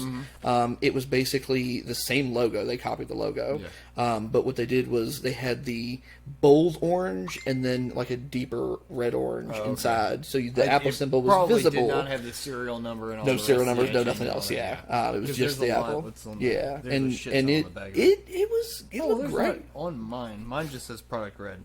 Product red, yeah. On the back of the product reds will. The only place they say the IMEI now is in the SIM card tray. I think on the outside of the phone, basically. That's the only place they put them now. You have to basically be inside the phone or have the original SIM card trays. Yeah. Well, on these, at least, you can dial... I'd have to Google the number. But if you're locked out from it or whatever, you can still get the IMEI with a simple number to see if it's locked before you... Even from the lock screen? Yeah. Oh, okay. That way you don't... You probably have to use the emergency dialer to do it, and it's probably a hidden number, yeah. That way you don't buy a stolen device thinking that it's good to go. And right. There is a hidden menu that they lock you out of that controls the SIM status, basically. And that's how we bypass iPhone SIM lock. Yeah. There's a little bitty card you can buy. It's a little paper card that lays underneath of your SIM card. Yeah.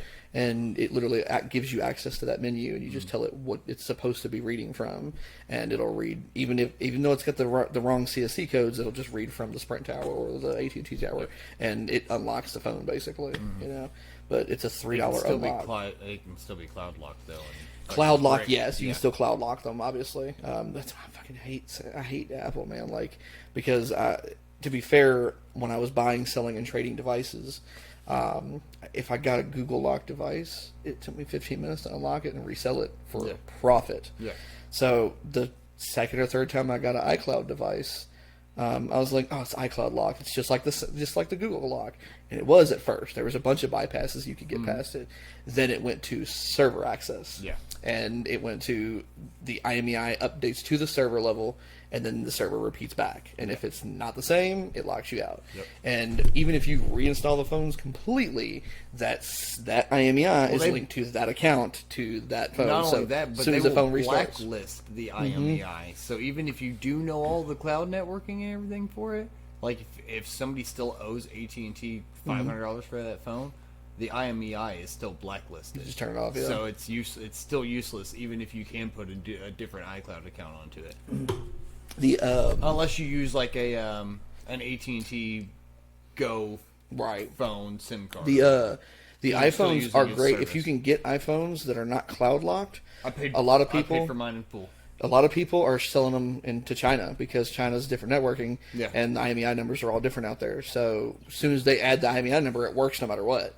I saw one guy, he sold like 70 phones that were like blacklisted here over there. I was like, oh my god, what a payday. If I went through all my boxes of phones, dude, oh my god, I could probably make a killing. Oh yeah. Because I've got boxes of devices. Yeah, I generally only buy them unlocked. Mm-hmm. That's the way too, yeah. I bought this one directly from Samsung. But to be fair, I tried to trade in my Note 9 through T-Mobile. Mm-hmm.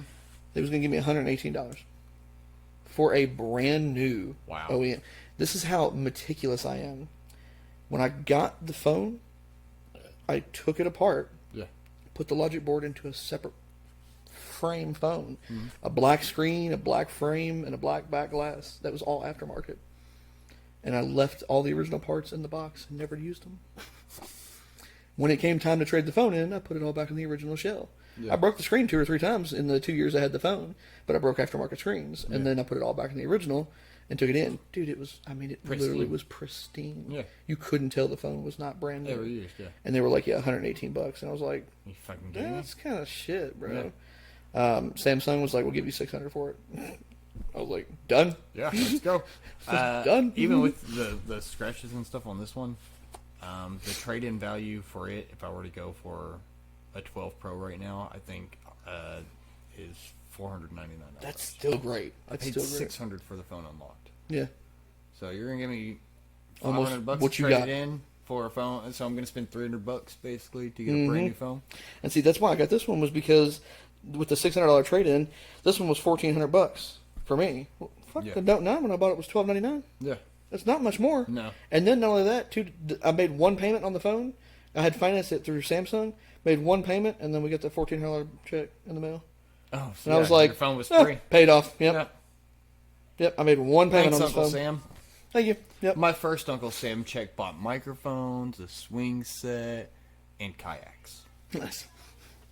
I love outdoor shit, man. I don't get to do outdoor stuff enough. I want to do it more often. I'll have to see if I can find the video. The last time we went paddling, we were out there on Taylorsville Lake, put in at Van Buren, rode past this little cove, and we saw a mating pair of bald eagles, a male and a female, and they were just and the whole time just screeching at us as we rode. I've got badass video of it. Let me see if I can find this shit. Hell yeah, that is too damn cool.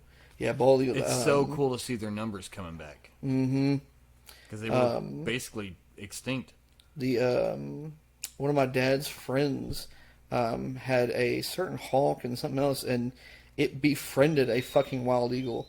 And Bugger would just come around the place and just chill with him all the time.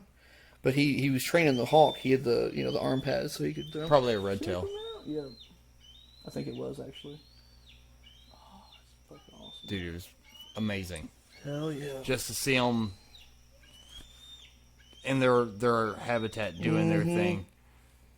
Fucking beautiful. Yeah, absolutely. And the male ended up, after we paddled a little bit further, swept down behind us and flew out. And you have a different appreciation for how big they are when they, like, he was easily... Yeah, 6 and 8 foot wingspan's not unnormal. Like, no, not normal. Yeah, it was like, definitely probably around that 6 foot wing. Like, yeah. Its wings were as long as my torso. Yeah, definitely. Yeah, they are fucking monstrous. Big fucking They bird. will. Some of them will stand 2 and 3 feet tall. Yeah. Like like just standing there. You're like, oh. And how it's you different doing? to see them like at the zoo. I Right. hate seeing them at the zoo. I do too. Like It's a sign of fucking freedom, dude. it is. And you've clipped its wings and stuck it in this little box. Yeah. I don't. As much as I love being able to go and see those animals in real life, I hate seeing them in I'd zoos. rather, Like I can only see a zebra and a giraffe if I go to Africa. I guess I'm going to fucking Africa. yeah, or I just don't see them in fucking person and watch a video of it. Yeah. Like video safaris. You know what I'm saying? Yeah. Like, Well, I'm sure with the Oculus, there's probably a fucking hell yeah, you want be in a real safari, AR, basically. safari that you can feel like you're really a part Speaking of. of AR versus VR, AR I think will be the future of computing. I don't think that this is going to be it. Basically, Well, Zuckerberg just announced some shit where he was talking about the next generation of computing and how Facebook and their augmented reality or alternative reality is going to be like the center of everything. Oh wow! I'll have to find that article. Find out, and send yeah, it. It's for sure. fucking the Yeah, way because he made this power play, and he's already talking about the next generation of computing. Like, See, I did a that's kind of nefarious. I did a little bit of looking into some of the AR concepts, and the best one that I've seen was basically what did they call it? Static computer imaging. So literally, like where that TV's sitting, you'd be wearing your glasses and you'd project the TV, you'd put it up on the wall, and it would just stay there all the time. So if you looked over here, it wouldn't be there because it's not real.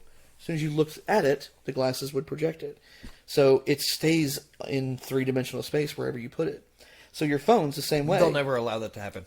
That was the design they were basically building. They'll never allow it to happen. Why do you think that? Because if you don't have to purchase a TV, Well, I mean, your TV doesn't break. the technology is just going capitalism. to. That's one product that doesn't always have to be around, though. You know what I'm saying? Like it is consistent and current to us now, but that doesn't always mean it will be. But I can see what you're saying about the TV companies are going to fight that considerably because it's going to make a product obsolete. Not just television, but any. Well, the same thing can be said. Like, think about all the companies that Intel, were producing floppy disks AMD, one day. Well, P&Y was making floppy disks. They just stopped making floppy disks and started making. Move on. Yeah. So companies that are making TVs will have to start designing more things, like either so you think there's their going to be own a glasses Sony or set of glasses that they've got Sony actually has the best then you run into 3D the problem. filtering glasses in my opinion. They are the ones that are powered by the coin cells. Yeah. They're what's it called? It's not filtering. It's the refresh rate. No, not just the refresh rate. The polarizing. It's a electronic polarizer basically. Their image is the cleanest 3D image I've seen. The only thing I've seen that's better is like good VR. Like it's the only thing that's better because it integrates you into that 3D world. Yeah. I'm not gonna lie. Like VR gaming, as awesome as it is, I don't think regular gaming will ever go anywhere because VR gaming is a specific set of gamers. You know what I'm saying? Like you can be the biggest gamer in the world and hate VR like all out because of the way it plays.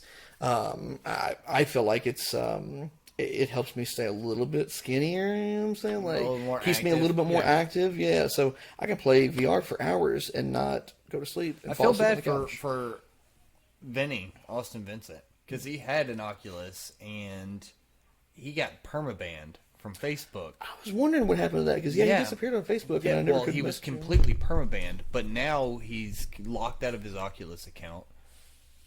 He doesn't have access to any of those games, and as far as I know, the Oculus is locked to an account, so he can't even sell that. So and there make is money off of it. there is a developmental feature. If you go into the developer options, turn on developer options first, then you can turn on multiple accounts. But it has to be turned on first to get access to the other one because he can't get in until It's too late. He can't get in to turn that feature on now. Yeah. So if he'd had it already on, he could have jumped to the next account and then deleted the first one. So his Facebook account, all of his photos of his kid, all the. I was wondering how he got banned. It was okay. Was it worth? Was it? Did he deserve it? No, not really. Not in my opinion. It was just okay. So he told me what the meme was, and I think it's kind of funny. But you know those three dudes from Impractical Jokers, right? Or the four dudes, however many. It is. Well, it was right after the Wisconsin incident with Kyle Rittenhouse, and it shows Kyle Rittenhouse being chased down by one of the other people that were there, and in one frame, and it's got the Impractical Jokers in the next frame, and it says, "All right, now try and take his gun." So the next picture, the third of four pictures, is Kyle Rittenhouse on the ground pointing the gun up at one of the people, and the fourth frame is the guys from Impractical Jokers laughing their asses off. Right. Kind of dark. Dark humor, yeah, but kind of not fucked ban-worthy. up. But is it ban-worthy? No, not that's really. cheap. But and he got 10 strikes on that one photo. They wouldn't even let him fight it. Wow. Yeah, it was pretty whack, dude. That's and it was kinda fucked ridiculous. up. It was very fucked up. So he's out. How much do those things cost? $400? Yeah. So he can do a hard restore on them still. There is a way to, I think you got to hook it to a computer through USB, and you can force it to, restore itself to factory settings. Send me that info later so I can forward it to him because at least he can try and he can restore the device and then make another account. He won't have none of his games, but he'll at least be able to use the motherfucker. Yeah. So he's out his Facebook account, all of his photos, all of his memories. The Oculus is currently fucked. He might be able to fix that. Right. And however much he spent on games, $300 or $400 on games. So I mean, he's out quite a bit. Thousands of dollars and hundreds of memories. And no wonder, Facebook's making all kinds of products because they're getting all kinds of money. Yeah. And then banning people from even using them. From using it. Simmons has had that same issue for months now. He's on his 8th Facebook account, I think. because like every couple of weeks he gets banned. Do they not block the IP address, or is that how they find him and they ban him? Maybe again? they do. I don't know, but most routers don't automatically flip the IP unless you're using, what's it called? Damn, I can't even think of the name of it. The repeater thing. It's like 2 or 3 letters. I can't even get it out. Can't believe I'm blanking on it. Oh my gosh. Yeah, it's I use proxy. VPN for VPN. proxy, That's what VPN's what I'm trying to think of. But VPN proxy, whatever the fuck. Yeah. I mean, if you're using a VPN or a proxy, then it's going to be consistently different. So they would have a much harder time tracking you. Yeah. Whereas, if it's, if you're on the same network and you never change nothing, you're gonna have the same number every time. So maybe that's how they're catching him, is that the same IP keeps getting on. And he I'd like gets to on give his him phone. more credit. Oh yeah. So it's he's harder only to home VPN and your work, phone, home yeah. and work. Yeah. That's 2 IPs. So they're catching it back and forth, you know. Yeah. So if they've done hit both IPs, then that's how he keeps getting banned. I gladly pay 99 cents a month for Tor on my phone, and I don't give a fuck. Right. Yeah, It's I mean, nice. there's, and not only that, but like if you don't mind putting in the work, you can get free, month subscriptions and jump from company to company, and then change an email and But jump from company to company. If like Surfshark or what are some of the other ones? well, I mean, you can get the free Tor browser that basically is still a generic proxy. Yeah. So if you just But you're log in, limited to where you can jump. where you through. can jump, yeah. Whereas if you pay for it, you can go a lot much farther. wider network. But basically what I would do is I'd use Tor browser to go to ninjaproxy.com. Yeah. Yeah. You're still tripling it, you know what I'm saying? Like yeah. they're still gonna not have it. They're gonna have a different one every time. And it ain't like we only have 1 meg downloads. That we're not T1 connection in this bitch. We've got fast enough speeds that it can keep up with it. Now streaming video and high def video is not good for double proxied, but if you got a paid VPN, yeah, you can do it all day long. Yeah. There's no lag, especially with Netflix. Let's just talk about Netflix's bit rate for a minute. Yeah. Before we do that, if Surfshark wants to support the show, right, I will gladly do a fucking pitch for you all anytime you want. Yes. 100%. Yes. I'm not asking for a lot. I just need Don't a new even need a lot. mixer. It's a few $100. Right. Just help a brother out. Just help us out. I'll do 6 months worth of Surfshark ads for every episode I upload for a new mixer. Right. That's all I'm saying. All you need. Yeah, that's the thing too. Like I'm getting to be in that point where, like I was saying earlier, like I'm borderline asexual, dude. Like I realize more and more that and not to sound sexist, but women don't serve a whole lot of purpose for me. Like for you, for me they don't. As a human species, as a human, do. But. Right, as a species, I mean they're fine. But like me personally, like. Women are emotional creatures, and I'm just like John. I'm quick to anger, quick to lose my cool. So my whole life, I watched John get his ass beat, and then went, I'm just gonna shut up and not say anything. So I learned at a young age. Box yourself in, to prevent. Shut the fuck up. And not run my mouth. But as I've gotten older, I'm like, no, I can talk and speak. I can speak my mind now. Yeah. And it makes me want to do it more often, So I've noticed bottling it up for all that time has made it worse now. So you let some of it go earlier on at a young age. At first, yes, because I was bottling it up. But then I started learning basic what's it called, meditation techniques. Okay. So I channeled it into just a different energy. I just channeled it into a release of something. For a long time it was like I would mentally calm myself and meditate and then do magic, or that I would play with the cube. Play with cube. That was a big one. That was my favorite. Even like when I was doing magic, something active as well to work on simultaneously. Actively helps a lot. Yes.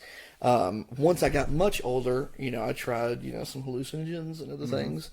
And that's what we were talking about earlier. Like, I love drugs. I think they're amazing things. But like you all were saying on that one episode, like, for a heroin addict, that if we could just stop fighting it, and give him the ability to do that safely, like instantly would see a huge decrease in deaths. Everything. Like, perfect example, look at the amount of overall, crime and wrecks and almost every basic form of stuff, like in Colorado when they legalized recreational weed. Yeah. Everything started declining. Yeah. Because everybody was stoned and was just happy. Well, the thing about especially heroin and other things like that, opioids in general, there is so much counterfeit bullshit coming over from Mexico. Yep. Where if we were to just be like, stop. This is a huge health risk. Yes. We understand that you all have a problem. Yep. We're not judgmental of that problem. No. We want to help you overcome that problem. And these are the steps, safe environment. Yes, these are the steps that we are going to take as a and society, then, especially to as help you overcome inpatient stuff. Like if they want to get off of it, they come in, they stay as an inpatient, and they get weaned off gradually. Because a lot of those drugs you have to. Alcohol, believe it or not, is one of the worst ones. Yes. The alcohol, if you are drinking every day, binge drinking all the time, a day, and then stop, your body goes, you're gonna die. You will die. It will shut the fuck down. Yes. And not to say that heroin won't either, but most heroin addicts end up dying because of overdosing, because they either pass out or they get too strong of something one time and not another, or there's fentanyl. Or there's fentanyl in it. Way more powerful for next to nothing compared to weight. But another thing is that some of the people who do end up overdosing from it, they take a larger dump of it because maybe they're used to getting a fix every 10 hours and they weren't able to scrounge up that $20 this time until the next day. So it's been 22 hours since their last fix, and they need a big fix to get feeling good. They need to be healthy. That little extra is all it takes. Yeah, and that exactly. So they try and get their fix and get to feeling good, and it's just a smidge too much. But if it was a clean product administered at a correct dose by a professional in a fucking healthy, clean... That's what I want. I want to do DMT by a doctor so bad. Well, because I've smoked it, and it's an amazing experience. But I want to... I have not yet. I definitely want to. I have a couple other people who want to. You've done, at least acid or LSD. Yeah, I've done acid, and I've ate some mushrooms before. If you've done those... The only way I can describe DMT is you have never done drugs yet. What was before spice? What was the thing that everybody was smoking? Salvia. Salvia, yeah. And I that real hard ripped salvia a couple times. Okay. So I had some. It's days. About this 15-minute or so crazy psychedelic. But what I've heard about DMT is that it's like an ego killer. Yeah. So did you ever watch Doctor Strange? The Spirit Molecule. Oh, no. But I did watch The Spirit Molecule that Rogan hosted about ayahuasca. Oh, yeah, Spirit Molecule. Great documentary. Love that documentary. And that's what made me think about it. Like, I'm one of those people that I love drugs. I take them in multiple different ways. However, I am absolutely against intravenous drug use. Oh, yeah. 100%. For personal consumption. Because Dr. Carl I'm Hart not a doctor. Is a regular heroin user, but he sniffs it. And he says it makes him feel more in love with his wife, and they go out and do more, and he feels more. But I think he's a professor at I want to say Cambridge, but I'm probably going to catch an email from that one. But I'm pretty sure it's Cambridge. Well, I should probably double check. Yeah, go ahead and say what you're saying though. I can. That's the way it is. Like if you get it in powdered form and you just snort it. Just like you do any other drugs, like even like methamphetamines, or Adderall, whatever the fuck you call it. Columbia. Columbia, yeah, you're right, Columbia, yes. Columbia. Like with methamphetamine, if you do a small dosage, a little line every day, every morning, it would be just like taking an Adderall pill every day. You'd have that 100%. All day long feeling, and you could just live every day like that. Because I've never had any other than the one Adderall I've took. I've never had any. I've done plenty of cocaine, but I've never had any other methamphetamine or any other kind of experiences. So for a long time, I was getting MDMA for a long time. Okay, I have done MDMA. So, but it's it's an ingestible. Whereas, do you remember how MDMA gave you that full body buzz all over? Well, there's a reason they call it ecstasy, right? So it gave you methamphetamine will give you the awakeness without that fuzziness. So you're less intoxicated, Okay. but you're still wide awake and aware. Okay. Like it doesn't. Now is that snorting it? Because snorting okay. it. What about? I don't know anybody who's ever smoked it. So, either, the few people that I've smoked, this is the issue with smoking it. When you smoke it, it gets into your lungs and into your bloodstream much faster. Yeah. Which means it dissolves and breaks down faster. When you snort it into your nose, it does get into the bloodstream of the nose because it cuts through the lining of the walls. It's taking but it takes longer to get in. Yes, it takes longer to absorb. So this, you would keep getting it a little bit over that hour, so it's 2 almost hours. like a time release capsule. Exactly, Up it's your time nose. release. Yeah. And you can't keep doing lines because your fucking nose will start bleeding. Well, not only it that, but makes you stop. You run out. I mean, yeah, you've only got so much space in your sinuses for shit. Right.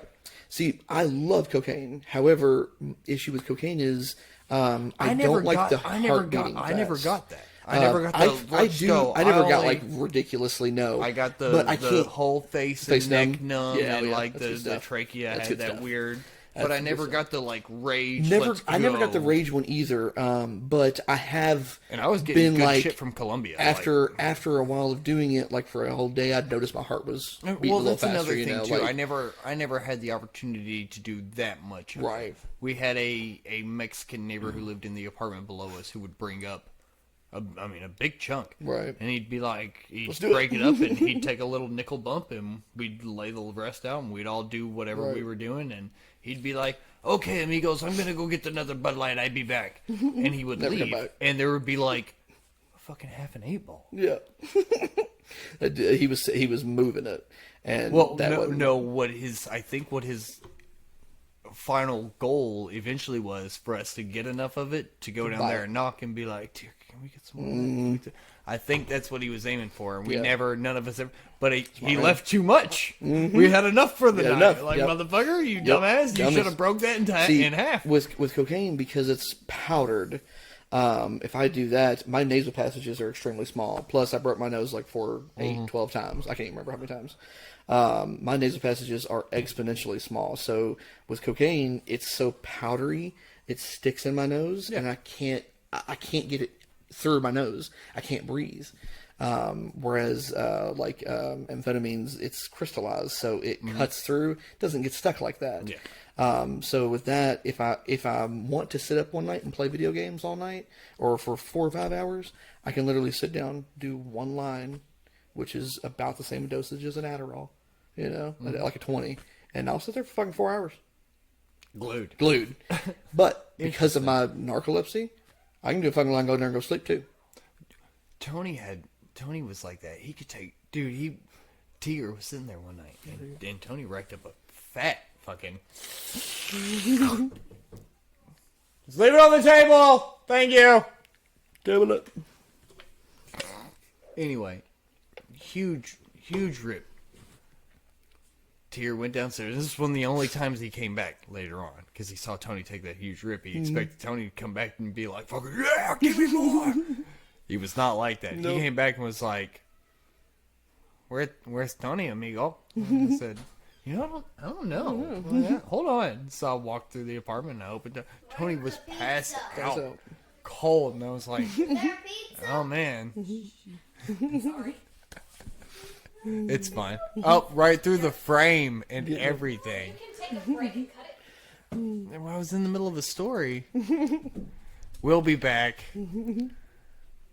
Pizza beckons. Fourth dimensional being exists outside of our known universe. Or, I mean, we don't have any can't grasp of perceive anything that them. large. Yeah, it's like an ant trying to understand what we are. Like exactly. So a god, whatever, could be that simple. It could just be another being outside of our universe. And I saw a demonstration where a guy was doing it with paper. Basically, he had a bunch of little pieces of paper, a little circle, a triangle, different shapes, and then he drew a box on the table and said, okay, so now this box is a house. This little circle goes inside the house, and he shuts the door. He's now surrounded by 4 walls, so nobody can see him because he's inside of his house. In this representation, everything's 2-dimensional. There is no third dimension. Yeah. But if you were to take that circle and then throw him up into the 3rd dimension, he's actually green, but he doesn't know that. When he looks down, he sees his triangle and his square friends, and they're blue and green and yellow. He's literally seeing inside of their bodies. Yeah. Something he's never been able to see before. That's interesting. Because he's being thrown into a third dimension that never existed to him. Same basic concept with us. Like, we could technically be pulled right out of this dimension into the next one. I kind of think that's what DMT did. You think? So here's why I think. You know how they say that when you die, basically your brain floods with DMT, and most people have that. Well, not just DMT, but all kinds of stuff. Yeah, serotonin, norepinephrine. So all of those chemicals flooding the brain, the smallest amount of DMT can cause you to have the trip alone. Yeah.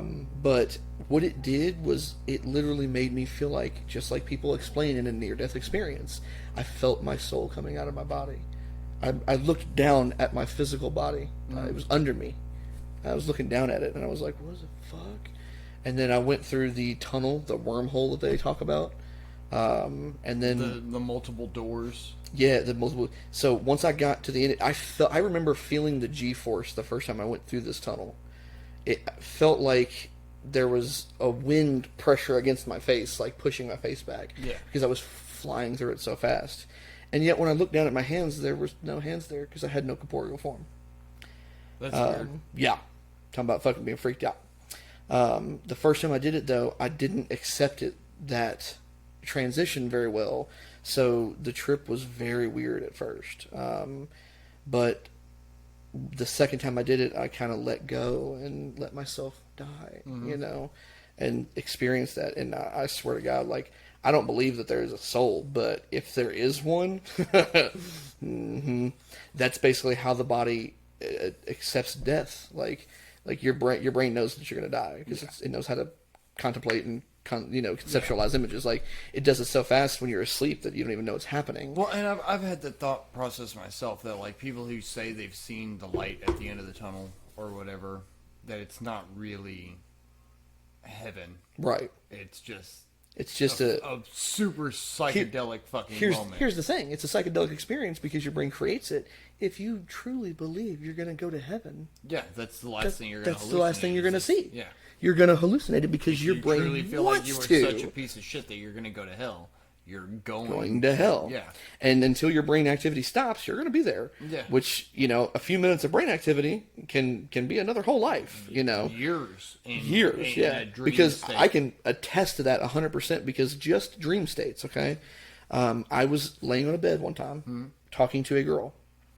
I remember saying a sentence, falling asleep in the middle of the sentence, having a 15-minute long dream, and then waking right back up. 1 second later. It's the next morning. No, 1 second later, I woke right back up. Yeah. And then finished the sentence out loud that I was saying with the dream. What happened in the dream. Yeah. And she was like, what the fuck are you talking Those about? two things have nothing to do with each other. She didn't understand. I was like, whoa. Yeah. And it hit me, all the memory of the dream. I mean, I had 15 minutes of memories in 1 second. Yeah. And I remember them vividly. So that right there shows that the brain is very, very powerful. Yeah. We have some weird obtuse thought process, and I've heard it shouted from hundreds of different people where they're like, "Oh, we only use 10% of our brain." That's bull. That's most people use 90 to 100%, and they're just using it at different parts, or at different times. Yeah, you're just not using 100% with of your me, brain 100% of the time. I'm angry consistently because I have that chemical imbalance that makes me mad all the time. I'm easily, angered. So I typically just focus on being calm and being level-headed, and that's kept me from, lashing out a lot throughout my life. Yeah. But like I said, like as I get older, it's like I can say what I want now. Like, I'm finally old enough to say what the fuck I want. So sometimes I do say shit, You see, I started saying what the fuck I wanted to at about 16. Mm-hmm. But I knew when to not say what I want. Right. Like, because I try to be modest, but I do know that I'm more intelligent than the average person. So most of the time I would bite my tongue. The only time I lashed back was when I knew what I was saying was so calculated and so precise that there was no counter argument to it. And it didn't matter if it was the teacher or the principal or my mother, or I didn't give a fuck. Right. if what I was going to say back to you was 100% factual, and I knew you had no leg to stand on with a counter argument, I was going to say it because you can't argue fact. Mm-hmm. And I'm not going to let you sit here and talk stupid. I'm going to drop a fact on you, and you're going to feel like a fucking idiot. Yeah. Especially the people that act like they're smart and aren't. Yeah. The worst thing about it, like a perfect example that I was saying was that, about the whole COVID thing, it blew up, and like Mike and them, like, do you even think it's real? Like Curtis, like, of course it's real. Like, they're not just gonna make up something for nothing. Like, there is a virus. It's just another fucking form of SARS. We've known about the virus for 20 years. It's just a new strain. It's nothing new. This version, however, was rapidly spreading, and we just didn't know a lot about it, so we wanted to watch it. I'm pretty sure it was a lab leak. It's been 2 years. It probably was. Yeah, I guarantee you. It was probably covered up too.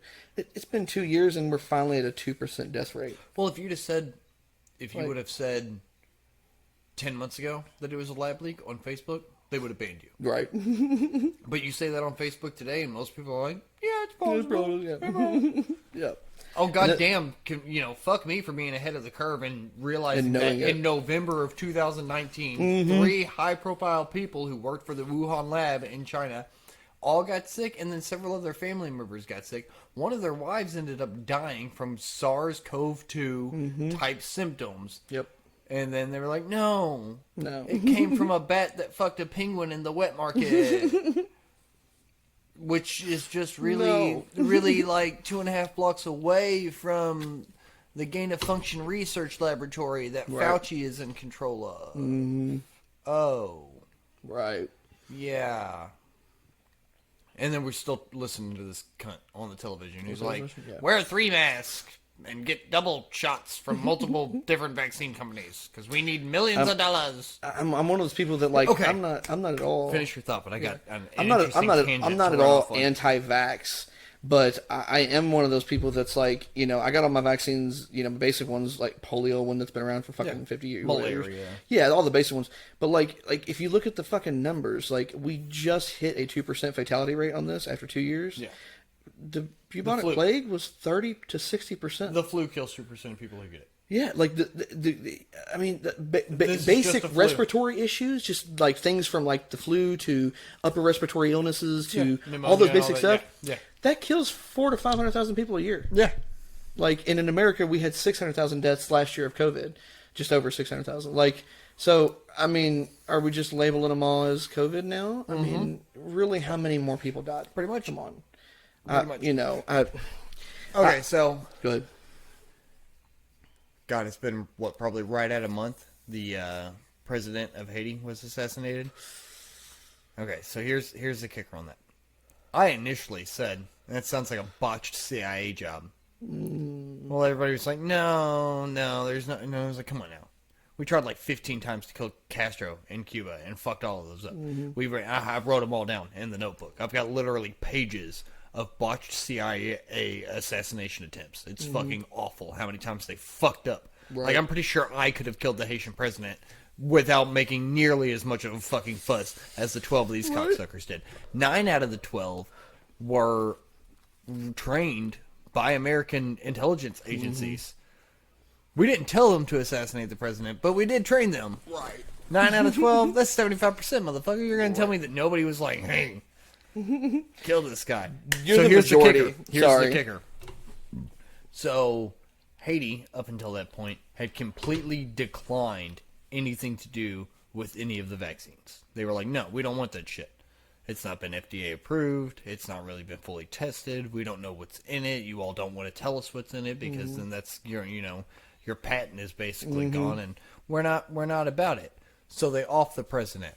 They have since administered 500,000 doses of the COVID vaccine in Haiti. Sounds about right. You think that's a coincidence? Right. They wanted to. I'm just saying that's a lot of money in Pfizer's pocket, and they were losing out on that market because one dude was like, "No, we don't want that," and they were like, "Okay, well, we're just going to kill you, and then we're going to give all your people this shot anyway because that's what we do because we have hundreds of billions of dollars and." That's what we do. Also, fun little interesting side note. Haiti also has $120 billion worth of oil reserves and about $20 billion worth of gold bullion. Mm-hmm. So there's a lot of I didn't reason. know this gold was that high, but yeah. Oh yeah, they got a lot. They got a lot. There's a So is plethora. Mars, you see that? There's a plethora of reasons that we would fucking go over there, CIA all stupid like, and fucking assassinate the president. Key interest of all is selling a fuck ton of this bullshit vaccine to some fucking third world country who didn't want it to begin with. Yep. Sounds about like America. Yeah. Really does. Yeah, that. Like I said, I mean, I'm not at all anti-vax. Like I've had vaccines before, but something like this, bro. Like I love the tetanus shot. You want to know why? Because I fuck myself up on some rested shit sometimes. Right? And I'm like, hey, I'm not gonna die. I got tetanus shot. That's cool. But like I'm one of those... I'm vaccinated against it. It actually works. But when you're telling me that I can get the vaccine and it only works 43% of the time, and I can still catch it from somebody who isn't vaccinated, like, or maybe they are vaccinated and they still have it because they could still catch it and they passed it on to me and I'm still vaccinated. It's bullshit. Bullshit. It's not. That is not considered a vaccine then to me. Yeah. No. I get the polio vaccine. I don't get polio. Right. I get the measles vaccine. I don't get the measles. Right. You get the chickenpox vaccine. You don't get the fucking chickenpox. Exactly. You get the COVID vaccine. Yeah, you're gonna get COVID. Yeah, you're still gonna get it. And it's not a vaccine. Another big thing too was they were using the nose tests consistently, the swab test. Yeah. And they were constantly giving false positives. Oh yeah. So they knew that and still kept using them. Yep. Like, if you know which this one accounted test, for the massive inflation of numbers. Right. And then for the first 6 and think about months, the asymptomatic anybody people who that didn't died, go get anybody tested. who died in that first 6 or 8 months was marked as a COVID death. Yep. There were hospitals who had like people dying of gunshot wounds on the gurney, and they were like COVID death. Yep. There was a we get $30,000 for that. There was a motorcycle wreck that they claimed was a COVID death. One that actually affected me directly. My great aunt. It's my grandmother's sister. She was already old. She was like 80, 85, you know, and she was living in a nursing home. The nursing home, the way that we're set up was a bunch of the fucking sick people. They were already keeping people separated. Like, you know, you couldn't go in to see your people. Like they completely blocked everybody out. Yeah. So we couldn't even get in to see her at all. But she started feeling bad one day and was, you know, having some basic respiratory issues, and had more and more issues. Some kind of complications came up, and she ended up dying. And it was the same basic type of respiratory issues like pneumonia would cause. So it very well could have been pneumonia. I didn't see the tests. They wouldn't let us see the tests. They wouldn't let us see anything. But it was marked as a COVID death. But she was marked as COVID. Yep. And they wouldn't let us see shit. They wouldn't let us get near the body. They buried it away from you. They wouldn't let you get near it. Okay, so here's the thing that really fucks me up about it. I can't. I believe it was, like I said, inflated a lot more than... They do not want to take in account comorbidities. Diabetics. Yeah. People who are way obese, overweight, who are... I think it was 78% of emergency room patients who had COVID-19 were considered obese. Oh, well, I didn't realize it was that high. It was, yes, a Exponentially. huge Exponentially amount of, high. yeah. Eat some vitamins, run on a treadmill, and go outside. And go outside. You'll be Sun fine. kills it. You'll be fine. The sun kills it. That's weird, huh? You think the sun kills it? UV rays. It's almost like it was maybe made under a fluorescent lamp in a laboratory. And it had never had the chance to see what UV light would do to it. Right. Interesting. That's what I'm saying. Like, I mean... We're not allowed to talk about that, though. Yeah, I mean, we can now, but a year and a half ago, I would have... Yeah, no, I can't say I'd even be demonetized. I don't have enough listeners to Right. be demonetized, but, you know. I'm not doing it for listens. Yeah, I mean, I feel you on that, too. You know? I just do it because I enjoy doing this. Doing it, yeah. I mean, it's like, it's basically you're just sitting around talking and hearing ideas, and just being able to just upload it too. Like, I mean, it was just like the wrestling thing. Half of the wrestling we was doing, I was using it as an anger management relief. Yeah. You know, it was the feeling of beating the hell out of somebody when they were your best friend and you really weren't even hurting them. Yeah. You know, like that concept of, the show, like it was a release. It really was. And I loved it, man. I didn't realize how much anger I got out through wrestling until 3 or 4 years after I stopped wrestling. And then you realized how much of it was I like... was very angry. You go to the gym or anything? You do any kind of working out? No? I work out at home, but most of what I do is like 70% stretching. Oh, okay. I can still kick, 6 foot, 7 foot in the air, Like I keep my body stretched out. You had a heavy bag or anything? But no, I need to get one. I really do. I probably really do, yeah. I did the bottle cap challenge because I saw that popped up again. And I was like, oh, yeah, that's why I downloaded TikTok a year ago. I was going to do the bottle cap challenge. Totally forgot about it. And so I did it the other day when I was at work. And I was like, I can do that. It's already kind of loose, right? Well, so I didn't like loosen it completely. Yeah. I basically just didn't Crack the crank ceiling, it. yeah. I Crack just the ceiling, put it get it on taut and then just turned it slightly.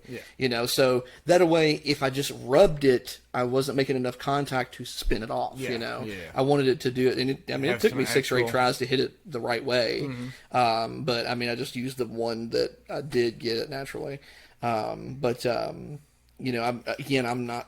I don't have any training. So many it's just for thoughts me on practice. TikTok. So what? So many thoughts on TikTok. Yeah, there's Lots of thoughts. lots of thoughts. I mean, I don't mind. It's cool. I've But, actually like, seen a lot of different things that are awesome. I do follow but- this one girl she's autistic. I guess she's probably in her 20s, but she gets super excited when people send her packages of like certain insects that are like framed and whatnot. Dude, just her reaction Goes nuts for 'em. So I get so much enjoyment from watching her reaction. That's She's awesome. so thrilled. That's awesome. Like, oh my god, I love it. I eat it up.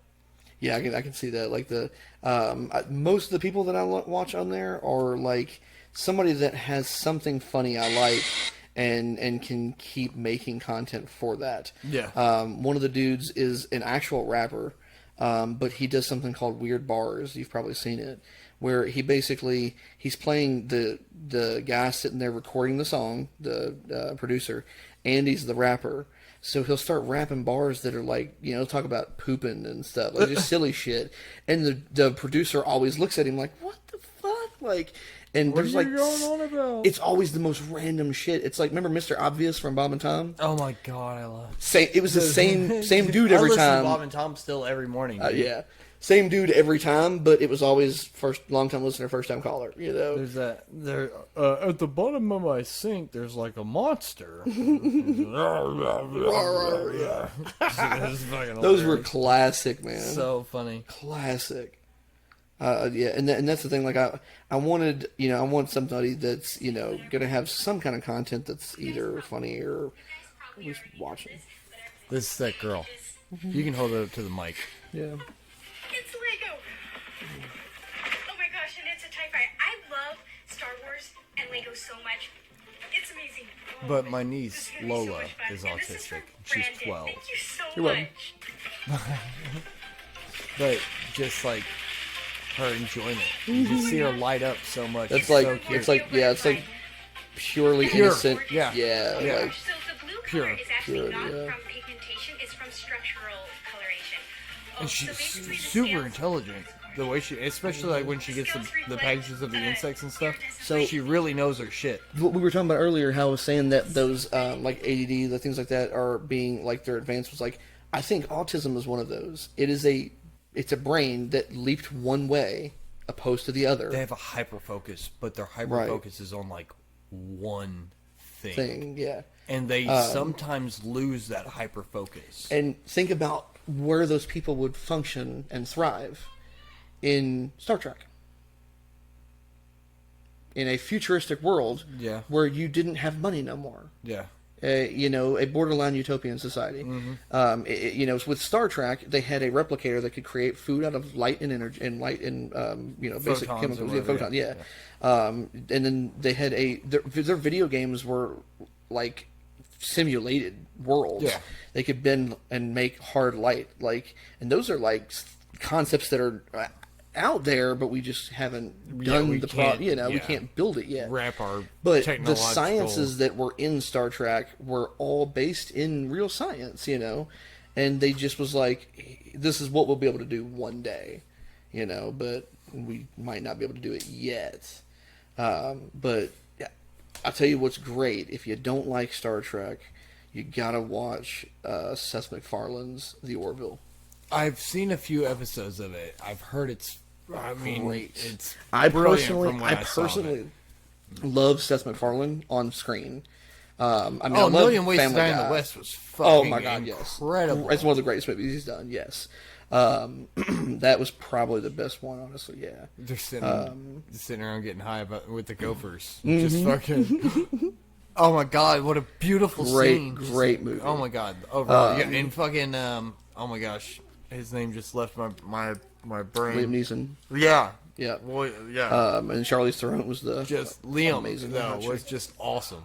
she's always so hot. She's banging. She's always banging, except for a Monster. That was the only one she was. Yeah.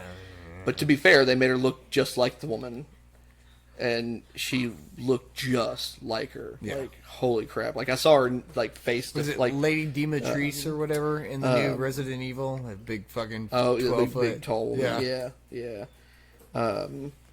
But yeah, the Charlize Theron. She's actually, ironically enough, she's African American. Yeah. I thought that was really funny. It was South African American. technically South African, yeah, but There's white people in I just Africa. thought that was so funny because she's like white as hell, and I'm like, no, she's black. I don't think that gives her the right of way to drop the N word anytime. Right.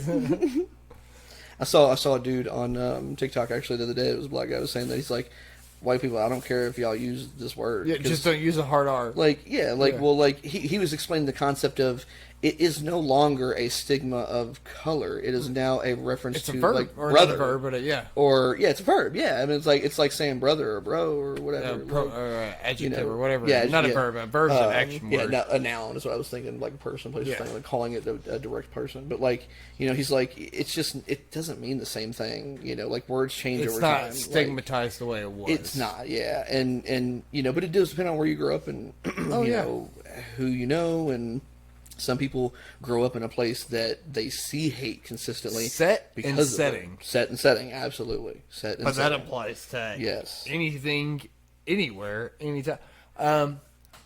So the Russian guy that I work with, we were talking about another employee. And I was like, yeah, he's kind of a douche dick. Douche dick. Douche dick. Dick. Yeah. Well, the Russian, not great with English. He's been here for a while, but he speaks Italian and Russian and like 2 or 3 other languages, and then English, right? The man's multilinguist. I don't know Right. what the fuck they call that. It's something else. But he knows a lot of fucking language. But he thought I called him a Judic. And I was like, no, you can't. No, we don't. He was like, I have a little bit in my blood, and I was like, that's not what I'm. What do you know? What are you talking about? Douche dick, like the bag that you clean. Oh, douche like shampoo, and I was yes, shampoo dick. Yep, shampoo dick. No, but okay, at least we're not being Not anti-Semitic now. Yeah. Like, Wow. he's funny. I think I want to have him on. I think that would be a good conversation. I want Definitely. to know about his youth in the Soviet Russia. We need to get. You're saying Dakota.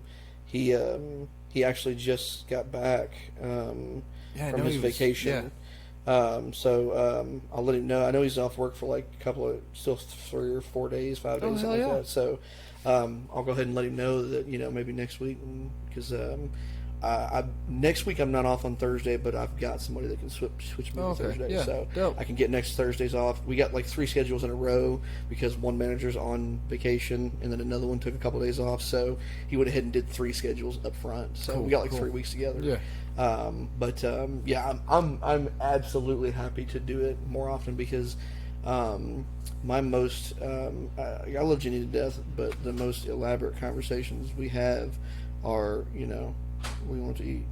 Oh, yeah, that's... But, I mean, that's almost any... I mean, Tiffany and I talk in the mornings, Right. And sometimes we'll get onto an interesting conversation. Like we were, and I don't even know how it spiraled one morning, but we ended up talking about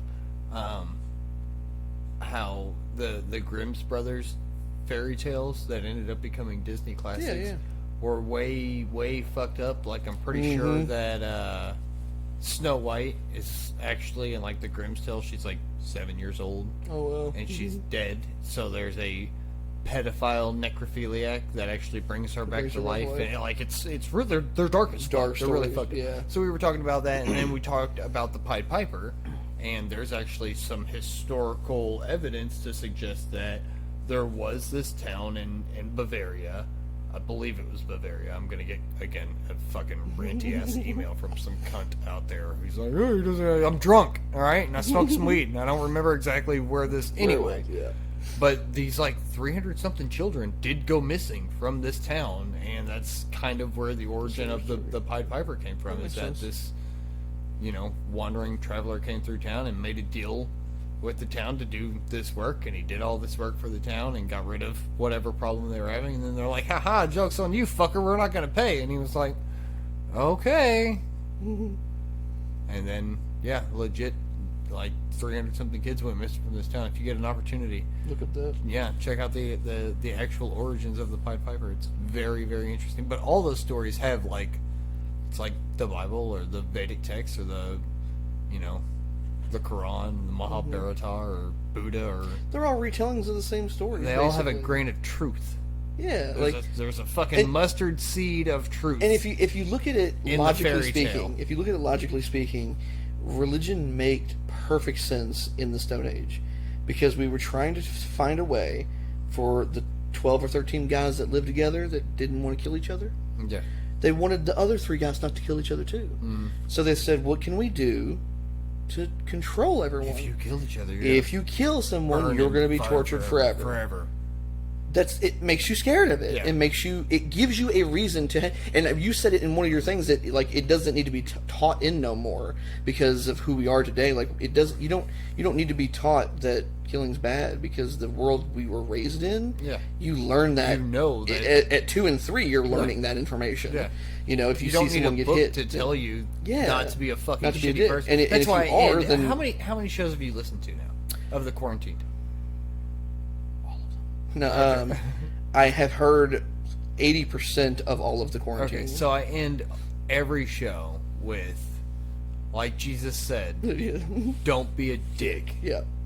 It's really not hard. Yeah, it's and really no, not hard. Jesus really didn't say that. Yeah, right. But that was the point. That was the dude point was trying to he get was trying to if, make, If yes. Jesus was a real guy, if To Muhammad be fair, was Jesus a real could guy, have been a real man. No, absolutely, Absolutely. And the story Muhammad- could have been told about someone. I mean, you can think about it like this.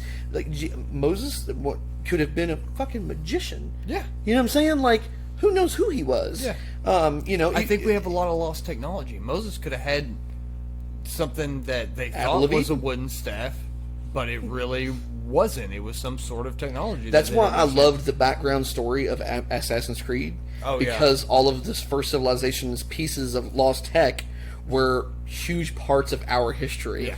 Like the apple of Eden wasn't an apple on a tree. Like it Yeah. was it was a piece of technology that orb, could yeah. warp the fucking brains of man. Like it was that the Manipulate story the is power, so yeah. in depth.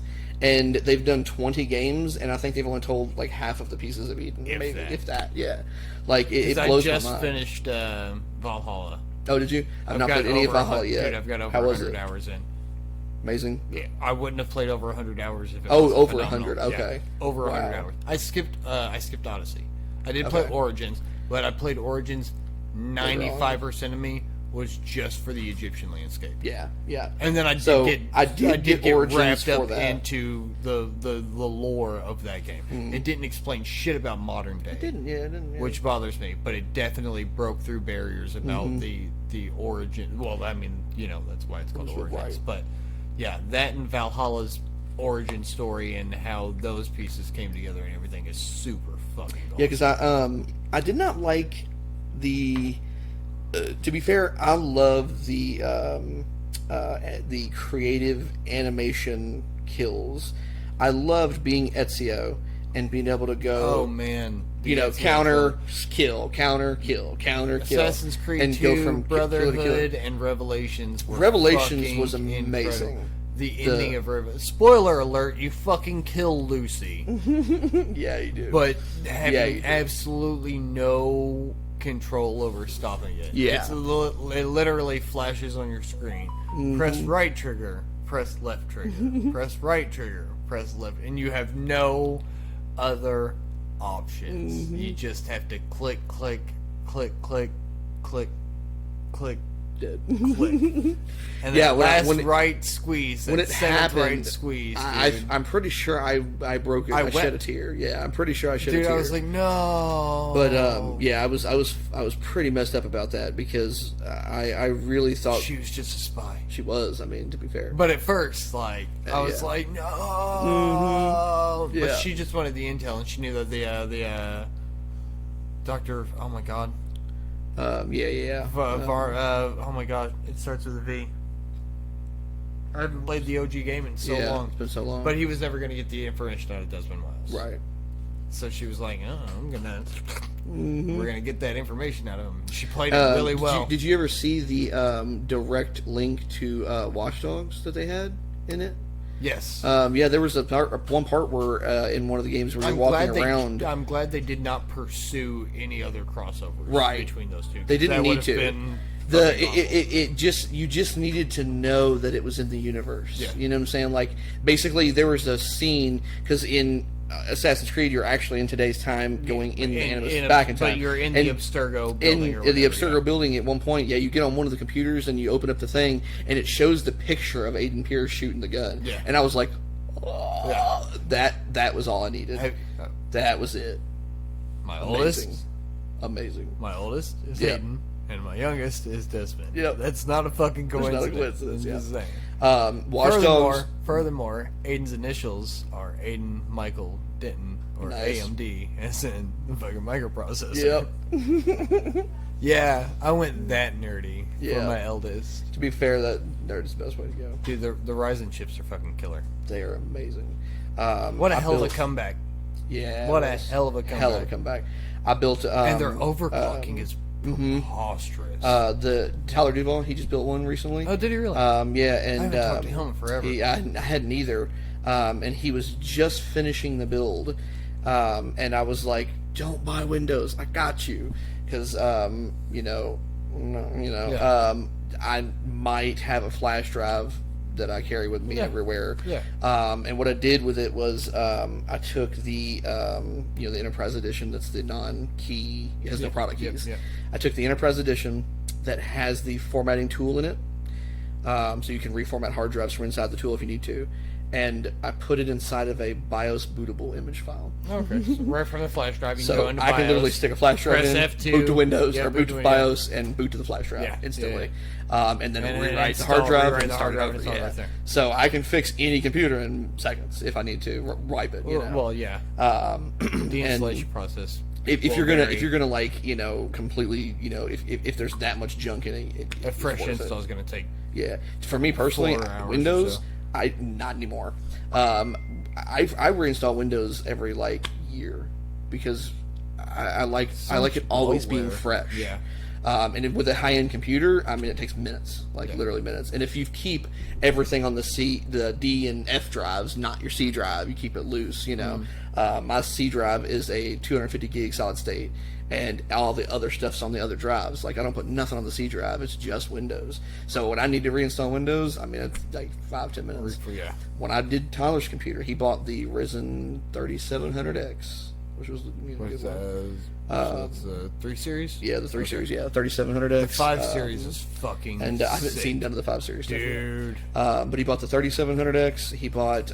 He asked me what RAM to get, and I told him, the 16 gigs. the faster RAM is not as DDR5. doesn't matter as much anymore because it only runs at I think the fastest ones are 4,000 megahertz or something like that. Yeah, 38, 43 38, maybe. 3820 or something like that. Yeah, 3820 to 43, I think was the range now.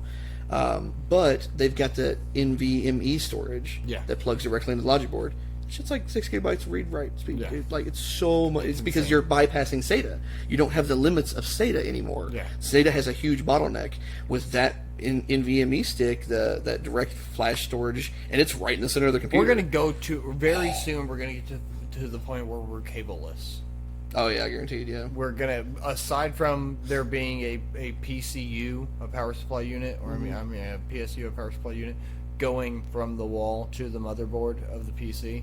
Other than that, we're very, very soon going to be completely cableless. What they need to do is they just basically need to, like, on the computer, have like a little flip out pad that's the wireless charger, and then when you set the keyboard on top of it, it keeps it charged, and then the mouse could have it. Well, I mean meant internal. Keyboard, so we're almost there with PCI Express. Your RAM RAM used to be is nothing cableless. inside wireless. Yeah. You're saying, everything's solid, plugged in. Yeah. Yeah, you've got solid state drives now, Yeah. but you still have a ribbon for that solid state for the drive. solid state, yeah, But especially they're 2.5s. going to get to a point on motherboards where the Yeah. solid state drive plugs in So- PCIe style, Right.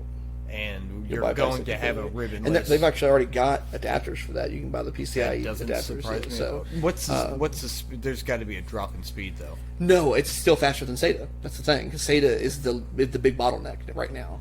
The cable. The SATA cable, yeah, that's the big bottleneck. So they adapted into the PCIe card, which goes directly to the logic board. They're super fast. I mean, you're not. It's still going through SATA, but you're not being limited by the actual connection to go into the width of computer. the- Yeah, yeah. it's that cable. It's Yeah. it's still a disconnection. I mean, the weakest part of a wall is the window. It always will be. Yeah. So there's always going to be a bottleneck, and usually with that, it comes as amperage in the wiring. It can only send so many amps over that cord for a constant flow to keep it smooth. So if you've just got plugged direct and it goes right in the logic board, Where do we get to the point where the CMOS and like the entire internal storage are actually just on the chip? Almost like most laptops are almost like that now. a lot of them are, yeah. A lot of But on a laptops PC nowadays level- are just tablets, and the That fold down. that thing's a convertible. Is it? Yeah, Yeah, it makes sense. Yeah. I love it. The The Lenovo ThinkPad because most of them nowadays, or like IdeaPad, one of them, the something like that. the screen is the tablet and the keyboard just has extra stuff in it. Yeah. And sometimes they'll flip around, but like when you disassemble the whole computer, like the whole computer's in one side usually, like the other side's just a battery. Like Yeah. it usually ends up being separated pieces. No, that's an Intel i3 chip, and I mean it's a laptop, but tablet just in a secondary, tablet style, yeah. yeah. Is that one flip around to the back side to lay flat? Yeah. Yeah. Okay.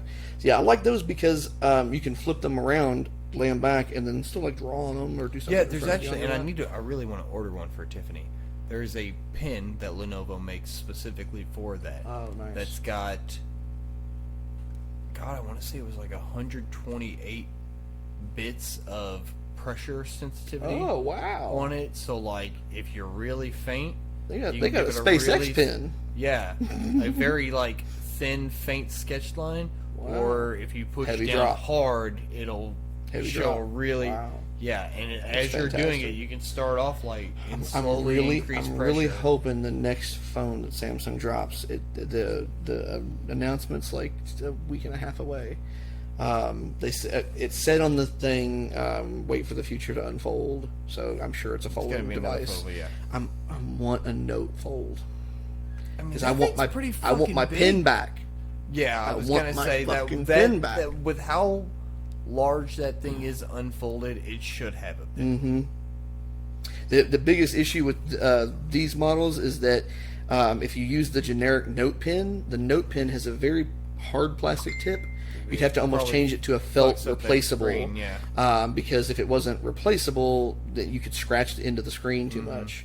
To be fair, I'm sure you heard the first gens were having people were peeling the screen protectors off and damaging the OLEDs. Yeah. Because it wasn't a removable screen protector. Well, that on this model they changed it. and This is a then removable screen protector. The fold in the center, they were having issues with, from what I recall. The first generic hinge, it had the flaw of it when it got dirt into it, it wouldn't come back out. Because it like manipulates in 2 points Mm-hmm. from what, so it actually doesn't fold as much as it is rolled. It was rolled, yes.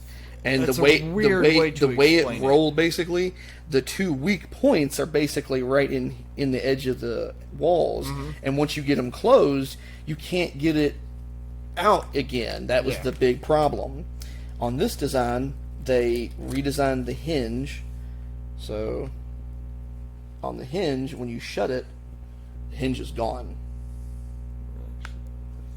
And then inside of the hinge, there's actually little bitty brushes, and when you open it and close it, it cleans itself back out again. Like the little lock logo will literally squish in upon itself. Mm-hmm. But to be fair, like people act like that's such a crazy thing. But I mean, they go back as far as the S8. The S8 had a curved screen. What's that weird? Oh, okay, I guess that's the screen protector you've got on there. Yeah, so the little bubble it's the screen protector that came with the phone. Yeah, it's finally starting to wear so out. what's that screen made out of? It's the OLED. Glass, it's just so a regular it's OLED just, screen. Okay, so like an old plasma laptop screen, how it was.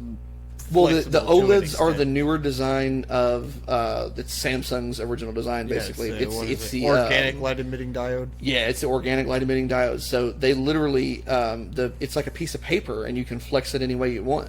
You can roll it into a perfect circle if you wanted, and have a panning display. But the screen moved basically on the frame on the last one, and that fluctuation is what was causing the dirt and debris to get in. This doesn't have that crazy moonshot, does it? Crazy moonshot. The new, what is it? The new Galaxy 21 or whatever. I guess the newest flagship. They Oh, have the that. new flag one. It's like a 200 times zoom or 200 megapixels. Or some shit. It's a ridiculous picture of the moon that you can take with it. Oh, okay. No, it's probably I'm the pretty brand sure new it's S. called Moonshot or Lunar Shot or something the like that. S would have been the most recent one to drop, S21. I'm Yeah. assuming. Yeah. But from this perspective, the phone's not that bad. No. It's not overly thick. But on the fold side of it, that motherfucker's wide when you Right. compare it to. Oh yeah, for sure. Yeah. I mean, But even folded open, it's almost. I wish I had some mics, a micrometer, to see like exactly. Me specifically, I wanted the screen real estate that was unachievable by a phone. Yeah. You know, and the main reason I wouldn't buy the first one was because they made the first one. Do you remember the big notches on the front and bottom screen? Yeah. It's because of the aspect ratio. They didn't want to fuck the aspect ratio up. They wanted to stay with 16:9. I'm like, no. Just show some things in 16:9 and make your fucking display the whole screen. Well, that's Stupid. okay. So yeah, on this you have obviously the top notch, top-notch, on yeah. it. But if I want to watch something on YouTube, for example, so I can pull this up, and when I go widescreen on it, It just matches to that line. well, it'll go there. Mm-hmm. But I can. Hold on. It's being I think dumb. it's the ad. That was the ad. It's that probably you can't the do it ad, on yeah. the ads. Yeah, because they're an overlay on top of the But- YouTube video. Yeah. Yep. I can stretch to fill. Mm-hmm. And really, when it's stretched to fill, that is such a small notch that it's not really Don't even perceivable. notice it, yeah. You're not really paying that much attention. I was the against LiDAR the, technology and the face recognition is fucking sick. Sick. Yeah, I was against the hole punch design for a long time, but then I started realizing once they put the black bar at the top, it hides it. You it's so don't even minuscule. notice it. So you can see the the bars on this one. It projects in 16:9, so Yeah. you've got those big bars. Yeah. That's exactly what was on the Galaxy Z Fold 1. Yeah. And that was the only screen they gave you. And I'm like, no, Yeah, dude, just make it all screen, and stupid. if can you to be stretch fair- that to fill I think you can. from the front? Yeah. Probably not because it's Probably an ad. not. Oh yeah, add. Skip. Same concept. It's No. your videos we play. No, this one it looks like. The Netflix one Huh. I know does it, but What are you on YouTube? this is on Prime. Oh, Video, okay. So yeah, they might have weird dev thing. Yeah, it might be the Prime video player itself, not because Not the I know phone, that yeah. for a fact Netflix does. It allows you to adjust. Full screen, full screen. Yeah, you can full screen. And again, a slight circle. I mean, Yeah. of disappearing half the time the black screen's black there anyway. Yeah. And the next gen ones, actually, I don't know if you've seen it. They are able to make the AMOLED display, the backing, the filling that's on the back. It's this copper coating coloring. They actually are messing with this other transparent looking material. So when you look at the screen, the whole screen is an AMOLED display. But when you hit the camera button, that part of the screen, the pixels go dead, and then the camera can see through the display. Oh. Yeah, and the camera is hidden completely. Well, they did the under screen thumbprint technology, and Yep. Apple was gonna go with that until they did the LiDAR thing. You know what's really cool?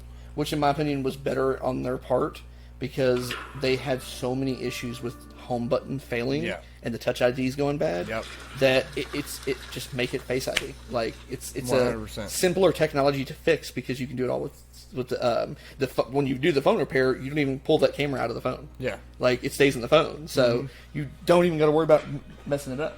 So yeah, there it is. Yeah, so there's your fit to fill. Yeah, but and it's such a little dot. You're really such not a little dot. Notice you that. Don't even notice it. And you know, I with the financing ability that I had for it, and the price I was paying, I was like, man, it's worth it. I'm gonna go ahead and get it, and I'm so glad that I did. I love that phone. It's pretty cool. Yeah, I love it. But I mean, again, 12 gigs of RAM. A lot of what I do on devices, like unlike most people, is like when I'm sitting down and I'm trying to. You're in my frame, dude. What are you doing? When I'm trying to like write music and stuff, I can literally just hit one button and it'll open up 2 different programs for me. So it gives me the ability to, find a beat or something, scroll through YouTube. I've had 4 windows open at once. Desmond. Like, you can do a lot with it, so. You need to go lay down. Looks like he is, man. All right. Is his middle name Miles? No, I just kidding. No. Nova Silas. Oh, man. Well, it was a great chat, brother. That was a great chat. I really appreciate you coming out. Hell yeah, man. Doing this. I'm going to definitely do it again, too. It's very cathartic. It is. I need more conversations, and again, I don't mean it to sound sexist, but I need more conversations with men. Yeah. Well, I don't even see it so much as that, because I've had women that are intelligent. But it's per capita. I just want an intelligent conversation. Yeah. Yeah, I mean, I'm fine if it is woman, a woman. I don't transgender. I don't give a fuck. If you can bring... I've not met a lot of really intelligent women. That's the thing. Yeah. But to be fair, we were from Smithster County. Yeah. I mean, there's not a lot of intelligent men out there either. There's not a lot of intelligent people out there to begin with. So, I guess one for the road. Yeah, absolutely. Yeah. I'll take one with you if you want to. But yeah, I just want an intelligent conversation. That's exactly. I want to talk about subjects and think about things and like.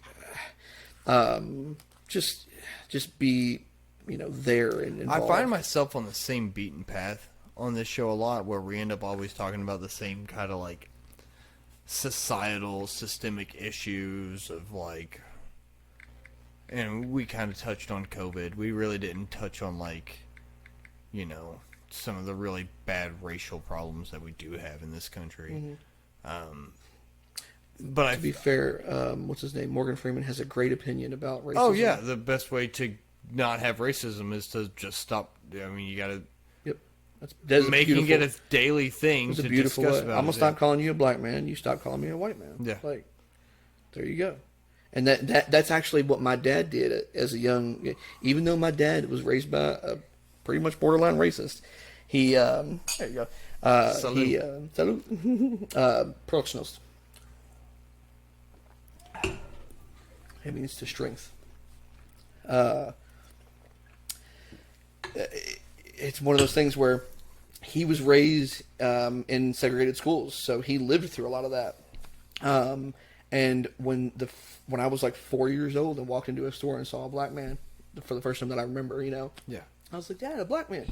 He said, No, son, that's a man. That's a man. It's a man. Yeah, just like I am. And he taught me not to see color. The thing that fucks me up with this is that, and I'm not going to go rob any graves. I don't want nobody to get that idea of what I'm about to say. I want to preface my next statement with this statement. I am not a grave robber. I'm not that dude. But if I were to take the skeleton of a black man, 6 foot, lived a healthy life, strong bones, drank plenty of milk, and laid it next to the skeleton of a 6 foot tall white guy who lived the exact same life, drank plenty of milk, blah, blah, blah. Would you be able to tell me who was who? Right. No. Only a extremely advanced super- anthropological. Yeah, somebody who's you'd have to studied- be studying bones for years. That'd be the only way. To be For the only way. hours and hours a a day. And honestly, the only person I know that's that advanced is a character on a TV show that doesn't exist. So, Yeah. Bones probably the only people that can do it. Now, distincting between male and female with their bones, very simple. Oh, yeah. But They color, go by not, pelvic not width at all. but yeah, you can't distinguish. You might be because able to color tell is me literally- that- color is a pigment. That's why I tell people when they act like It's they're a mad melatonin. about color, when they act like they're mad because I'm white, I'm like, bro, you realize that you're mad about the same thing that makes grass green? yeah. Like, have you ever spilled milk before, man? Why are you mad, bro? Yeah. Whoever you're smoking, join me. Calm down. But it's just a melatonin. Yeah. Like I don't even want to use the word mutation because Yeah, that's still not. even like a weird fucking. It's just 150 And honestly- million years of evolution. Honestly, yeah, it's just evolution because if you stand in front of the sun and live outside, your skin gonna gets get darker. And over time, that will consistently happen. That's why Northern Europeans are fucking white. They had trees and fucking it snowed and shit all Yeah. the time. There was clouds. They didn't deal Jenny with Jenny has those moments where she, wants to project her intelligence when I'm having conversations with people, and she's like, "Well, the sky's blue," and I'm like, "Actually, it's not." And here's why: Space is blue, and Yeah. the atmosphere like diffuses the it. water penetrates the farthest, or the blue color penetrates the furthest in water, and our atmosphere reflects that beautifully. But yeah, Great like, job. There's a lot of nitrogen up there. Technically, if you want to be serious, it doesn't have a color. It's a mirror. It's reflective. But just because it's a mirror and it's reflective does not mean that we live on a firmament and that there's a dome over top of us. Yeah, right. Oh my God, bro! Some of the flat earther stuff. God, we gotta go through flat earther stuff next week, or whenever we get it up again. Dude. Because I saw a TikTok guy that was like, They're bad on I'm gonna top. show you how stupid you are for He took thinking a it's plate like, and like ran it through the water. Is that the one you're talking about? Where it's No, like, so this guy- this is how you get the cycles of the moon. So this guy, I died. He was telling people that were flat earthers that they were stupid, and here's why the Earth is not flat. And he was like, if the planet was flat, you'd have all the gravity would not just pull it. It would pull inwards towards the center. all of the that. water would be in the center. All the center water would be in the center, on not the on the outside. outsides. Yeah. It'd be a big ball in the center of the fucking world. Yeah. It's like that doesn't make sense. Like, no. you got to create a model that exists and makes sense, and around It's Earth like a does. CD. Everything in the universe If you is were to round. take All a of it. CD and put it in a CD player, push the little button with leaving the lid open, be able to get that thing spinning around, and you dropped water on it, that water's going to go.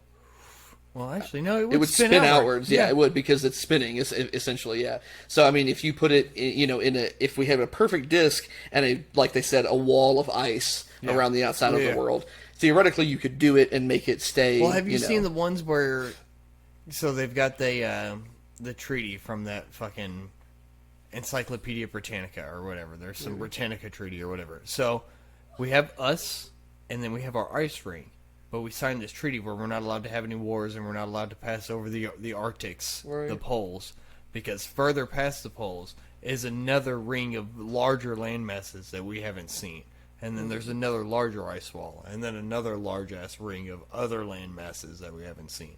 And we're not allowed to travel over the poles. That's why they make up, that's their theory of why you don't fly from Chile to...